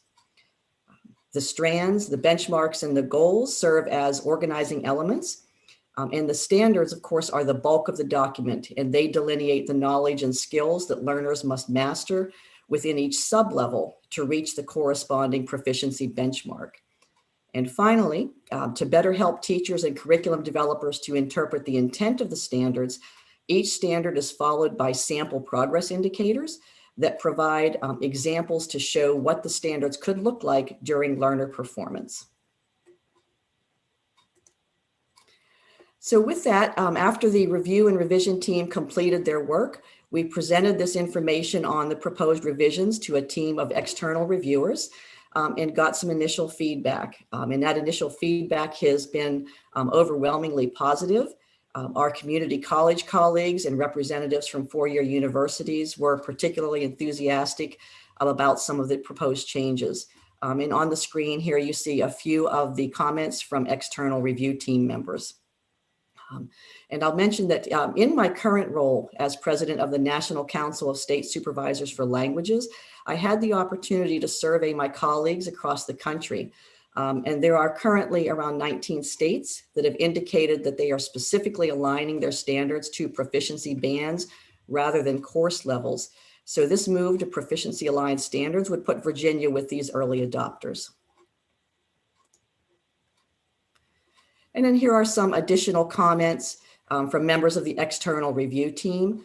On the previous slide, you'll see that there was actually two sets of comments. The recurring theme that you might notice was support for how the proposed revisions would increase student agency and voice. So if the board accepts these standards for first review today, the department will post a superintendent's memo announcing a public comment period and a public hearing. And I thank you in advance for your willingness to assist with the public hearing. And then the approval, review, and revision timeline calls for the adoption of the standards in March of 2021. After the board votes on adoption in March, there will certainly be a need for sustained communication to the field, especially to our 2- and 4-year colleges colleagues who will need to know how this transition will impact their programs and the students who are moving from the secondary to post-secondary courses. We will certainly include them in all communication and make available both print materials and professional development opportunities such as webinars, summer institutes, opportunities for recorded modules and new support documents that will help with the implementation of the standards in the classroom practice. So in closing, the Superintendent of Public Instruction recommends that the Board of Education accept for first review the proposed revised World Language Standards of Learning. And I'm happy to respond to any questions at this time.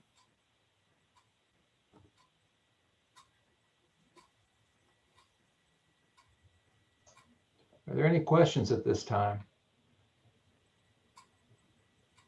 No question. I just want to say to Dr. Harris, félicitations pour votre reconnaissance.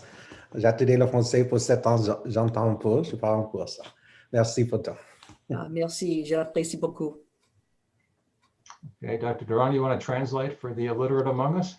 I was just telling her congratulations for her award, and I had studied French, so it was nice to be able to use it again. Excellent. Dr. Harris, thank you very much. Mr. Gecker, Yes. if I may, Yes. Yes, thank you and congratulations. Really impressive work. And I love what Dr. Lane pointed out for us is this is a first venture for us into competency-based approach. That's very exciting. Can you tell me just a little bit more about the heritage learner approach? You know, I had a thought experiment recently with some of my grad students about, you know, what if we, and I don't really mean this as a practical suggestion in any way, but what if we someday took into our account on our accountability standards dual language proficiency and gave schools a bonus for having students who were dual language proficient, which of course would be an amazing skill for world, workforce preparedness, life preparedness. But it just as a thought experiment, it makes you realize how monolingual we still are. And so I'm particularly interested in how your heritage learner strands, how does that help our English language learners capitalize on what will ultimately be an amazing skill for them that we don't otherwise accredit in our accountability system, but that they have the basis for as they come into our system, if that makes sense. Absolutely. For the non-language folks in our audience, when we talk about a heritage language, we're talking about a minority language, whether it be an immigrant or an indigenous language, that's been learned by its speakers at home as children, but never fully developed because of insufficient input from the societal environment. So the speakers grow up with a different dominant language in which they become more competent and have one or more usually insufficiencies in the heritage language that we try to address in programs. Most commonly, those gaps in the knowledge base occur in the area of literacy. And they become more functionally fluid in what we often refer to as kitchen table language, the language of social interaction that most commonly takes place in a family environment. And we need to build on the skills of academic language and literacy. And so the heritage language programs take that into account. And the sample progress indicators that the team is providing take into account those gaps in skills. And also the outcome expectations. So rather than expecting every student to come in at the same level of proficiency, we acknowledge that our heritage learners might come in with already a substantial proficiency in interpersonal communication. And so they would start out at a higher proficiency band rather than beginning at the novice band. They might start out at novice high or intermediate low. But in their presentational writing, they might start out at novice mid because they have not had enough opportunity to practice that or as much opportunity as they have those interpersonal oral skills. And so the goal of that, adding that particular context, was to address the needs of those students and honor the fact that they bring some language background with them and provide what they need to continue moving forward in that heritage language. Okay, anybody else? Thank you for the attention to the topic and for the additional explanation. Yeah. I don't see anybody else. Again, Dr. Harris, thank you so much, for the nice, great presentation and, just clear, just very clearly stated what you want to do, which is a great thing. So thank you. And again, congratulations. Thank you. And so I guess the board, if there is no other discussion, will accept this on first review and we'll see you again soon. Okay, items N and O are written reports. You have contact information there for N, Dr. Sale, for O, Mr. Wilcox. Discussion of current issues. Is there any discussion by members of the board? Mr. Geck, I just have kind of my monthly update, if you will. Dr. Lane. Well, first, board members, I want to thank you so much for the work that you did today. Sometimes, as we're debating these things in 20 and 30-minute segments, you may not realize the power of the decisions that you made today. And you made some decisions that will be roundly celebrated by the education community. I wanted to let you know that items G, J, and K that you approved today Well, G and K specifically required waivers through the superintendent's office. As soon as you voted on those items, we submitted those waivers, and they've already been approved by the secretary, so they're effective as well. And so I wanted to let you know we'll be putting that information out to the field today. The last thing I highlighted this a little bit before I talked about item G, but I just wanted to let you know we have seen since September when we opened schools a significant movement towards more in-person learning throughout the month of October. And so if you get a chance to check out our website, we do put up a map of the modalities. We updated that map as of November 12th. And you can actually toggle back to September 22nd and September 8th to see how it's changed. We'll do another map update here in the near future. I will tell you though, we're likely going to see a trend of regression over the next couple months with the spiking cases, especially with the fears that we have around continued community spread related to holiday events. And so, you know, families that don't normally get together will be getting together more often. And unfortunately, we think that will lead to COVID spread. If they don't follow great safety mitigation measures in the home and the such. And so we've already seen a few of our school divisions that were planning on moving forward with in-person instruction pause their plans. We think that will continue, and maybe some even moving back. And so we'll keep you abreast of those changes. But if you'd like to know where we are as of about 7 days ago, if you click on state snapshot on our website, you'll be able to see district by district what they're doing. Other than that, Mr. Gecker, that's all I have. Good, thank you, Dr. Lane. Ms. Davis-Vaught. I would like to, if I could, Dr. Lane, with your permission, I'd like to do a very special recognition to all of the divisions and superintendents and principals that hosted our visit recently. With your blessing, sir. We stopped at Tazewell County Primary School. We met with Dr. Stacy and Principal Ashby and board members there, and enjoyed seeing the wrap up at their end of their day with their pre-K children, and thank them for their hospitality. And then we went the next day early in the morning and visited Lee County, Dr. Austin, and Elk Knob Elementary School, and saw some wonderful things going on there with their staff and with their children. So thank you, Dr. Austin and Elk Knob Elementary School. Also in Scott County at Shoemaker Elementary School, we had a discussion with Dr. Ferguson, the members of his central office staff, and Mrs. Dishner, the principal there of Shoemaker Elementary School. And we took a tour to see all of that Blue Devil Pride down there in that area with their children in the building too. So that was a very good visit. We also left Shoemaker and drove up 58 to Norton Elementary and Middle School and met Dr. Wolford, who we follow on Twitter. I follow on Twitter, and met Mr. Addison, the principal there, and enjoyed that visit quite a bit.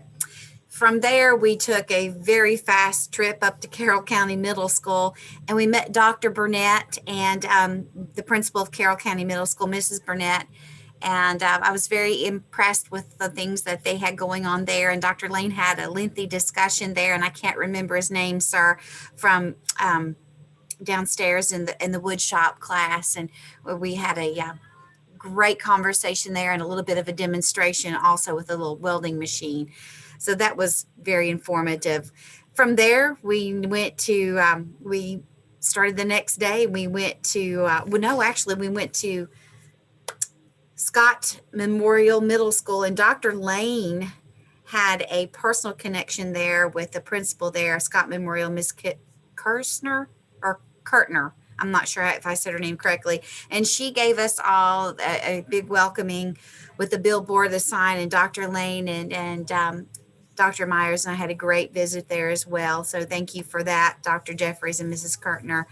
We also went to Galax Elementary School and met Miss Tilly, the superintendent there. And I need to do a very special shout out for the PE teacher there, Mrs. Rose Wooten, who not only diversified her, she just changed up her lesson to include the Halloween holiday, 6 feet distancing, masks, going above and beyond to do with the physical education class and to keep it safe all around. So very good example for people to see.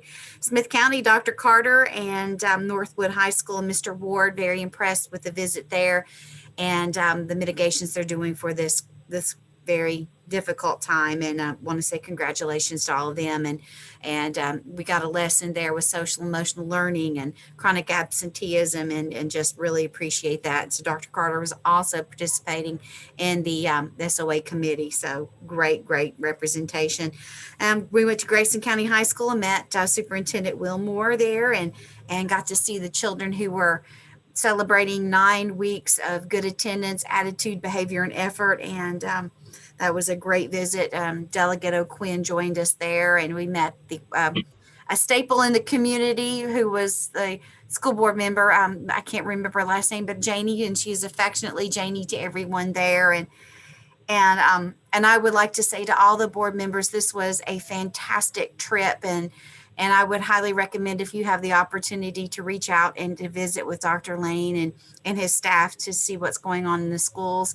Maybe not so much in the areas that are experiencing the uptick in COVID cases, but it's been an eye opener for me. And I would like to request, if Dr. Lane and anyone in your department that's taking tours, maybe in Northern Virginia Beach area or around Richmond, I would love to see those schools, because it's an eye opener for me as far as instruction, teaching, learning, safety, and the blessings that the board and the department are placing upon these schools and the divisions. And Dr. Lane, a special shout out to you, sir, for all of the leadership during this critical time, and the way you're reaching out to support all of the division superintendents. When your back was turned, they rained compliments on you and Dr. Myers like it was snowfall. So just so that you know that you are being very much appreciated across Southwest Virginia. Well, thank you, Ms. Davis-Scott. I apologize, forgot to mention that, because I meet with the superintendents, as you know. We were doing every other week. Now we're doing every week. Now we're doing every other week. And one of my traditions is I either wear or show the T-shirts of the schools that I visited. And so I've got one sitting right here on my desk from Lee County, Elk Knob Middle School, and you can see there it says, "We're in this together, 6 feet apart." And so we're certainly all in this together. And this is my Wythe County stress ball. You see, I've already torn the top of it off. So a lot going on there, but no, thank you to everyone in Southwest Virginia for the tour. And cases, if you don't know, the case numbers in Southwest Virginia are the largest in the state, and especially the areas that border other states that don't have mask mandates. I told this story to my staff yesterday, and I'll tell it to you, that on State Street in Bristol, after we did all our tours one night, I walked down State Street just to, get some steps in. And on the Tennessee side of the street, everything was open. People were not physically distancing as much as I would expect.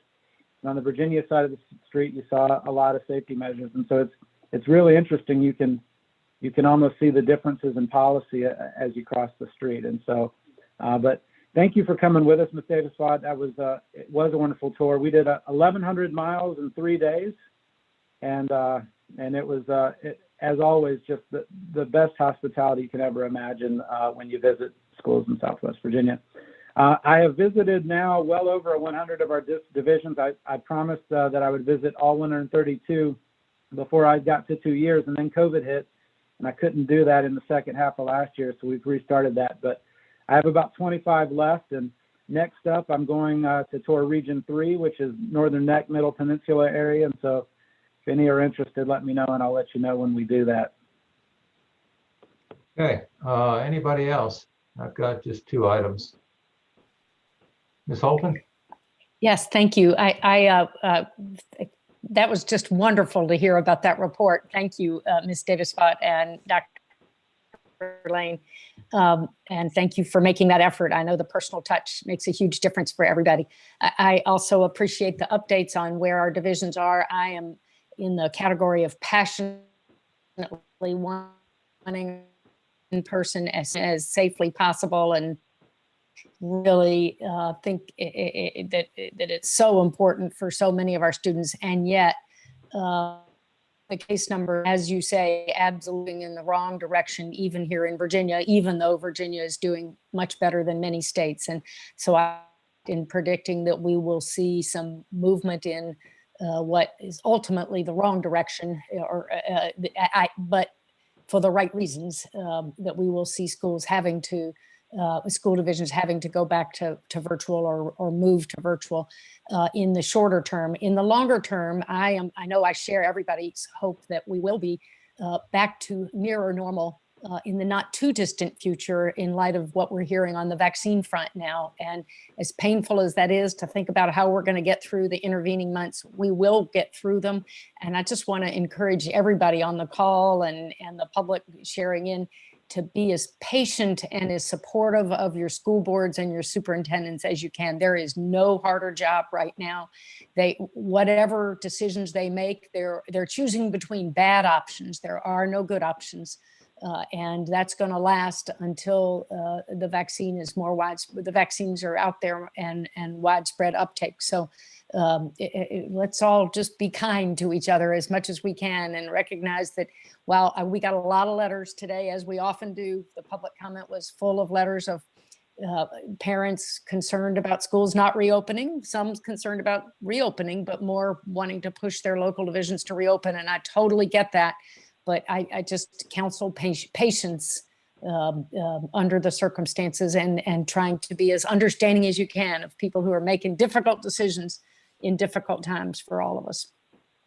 Well, thank you for those, and thank you, Pam, for your report. Let me just mention, I guess, one thing and then some quick closing comments and we'll be done. We have talked before about the constitutional requirement to periodically review the adequacy of existing school divisions for promoting the realization of the prescribed standards of quality. As we saw the consolidation case today, Dr. Lane, are we in a position to begin that kind of review? And if not, that's okay. I mean, believe me, we understand bandwidth issues and priorities. And so this is not, I'm putting you on the spot and the answer needs to be yes. It is a serious question about, are we able to begin that kind of review?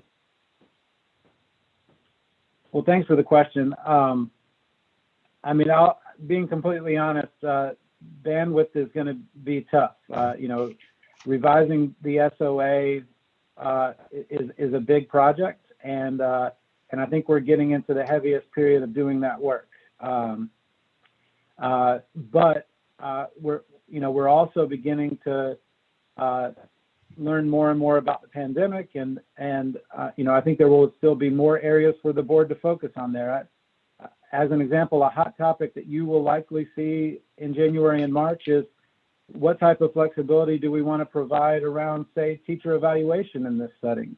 Because should teachers be evaluated in the same way when they're not even teaching in the same framework that they're used to teaching in? And so there are other topics, but my passion on this school boundary topic, and that is, I actually believe that for us to truly get to equity and truly get to a place where every student is in a high quality school, I think the assignment of students is a huge part of that conversation.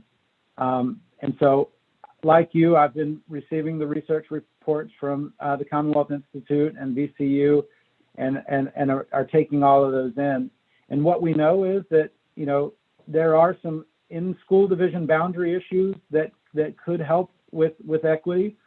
But the predominant issues are actually between the school district boundaries. I think I read in one of the reports that 75% of the segregation is because of the school division lines, and 25% of the segregation in the state is within the school divisions. And so we'll also run into some authority issues, but to being completely honest, and this will be my last comment on this, I can't imagine something that would be more important for us to work on, but I think we should do it methodically, and I think we should do it slow and make sure we get it right. And so I wouldn't want us to rush to conclusions on anything. That's fine. I don't want to lose that off the radar screen, but I certainly understand not beginning it now if we don't have capacity. I've just got two more comments. First, to our staff, the DOE staff, not board staff, but the DOE staff. I mean, there is certainly among members of the board and certainly in myself, a pretty good and deep understanding about how hard you work and how dedicated you are to the children of the Commonwealth, which is greatly appreciated by, me and by the board as a whole. I'll say, today we had that one item where you found the board going against a staff recommendation. And I will tell you that for the board to go against the staff recommendation, at least in me, and I'm sure in others, creates a certain feeling of discomfort, right? Because you all have expertly served the board for a long time.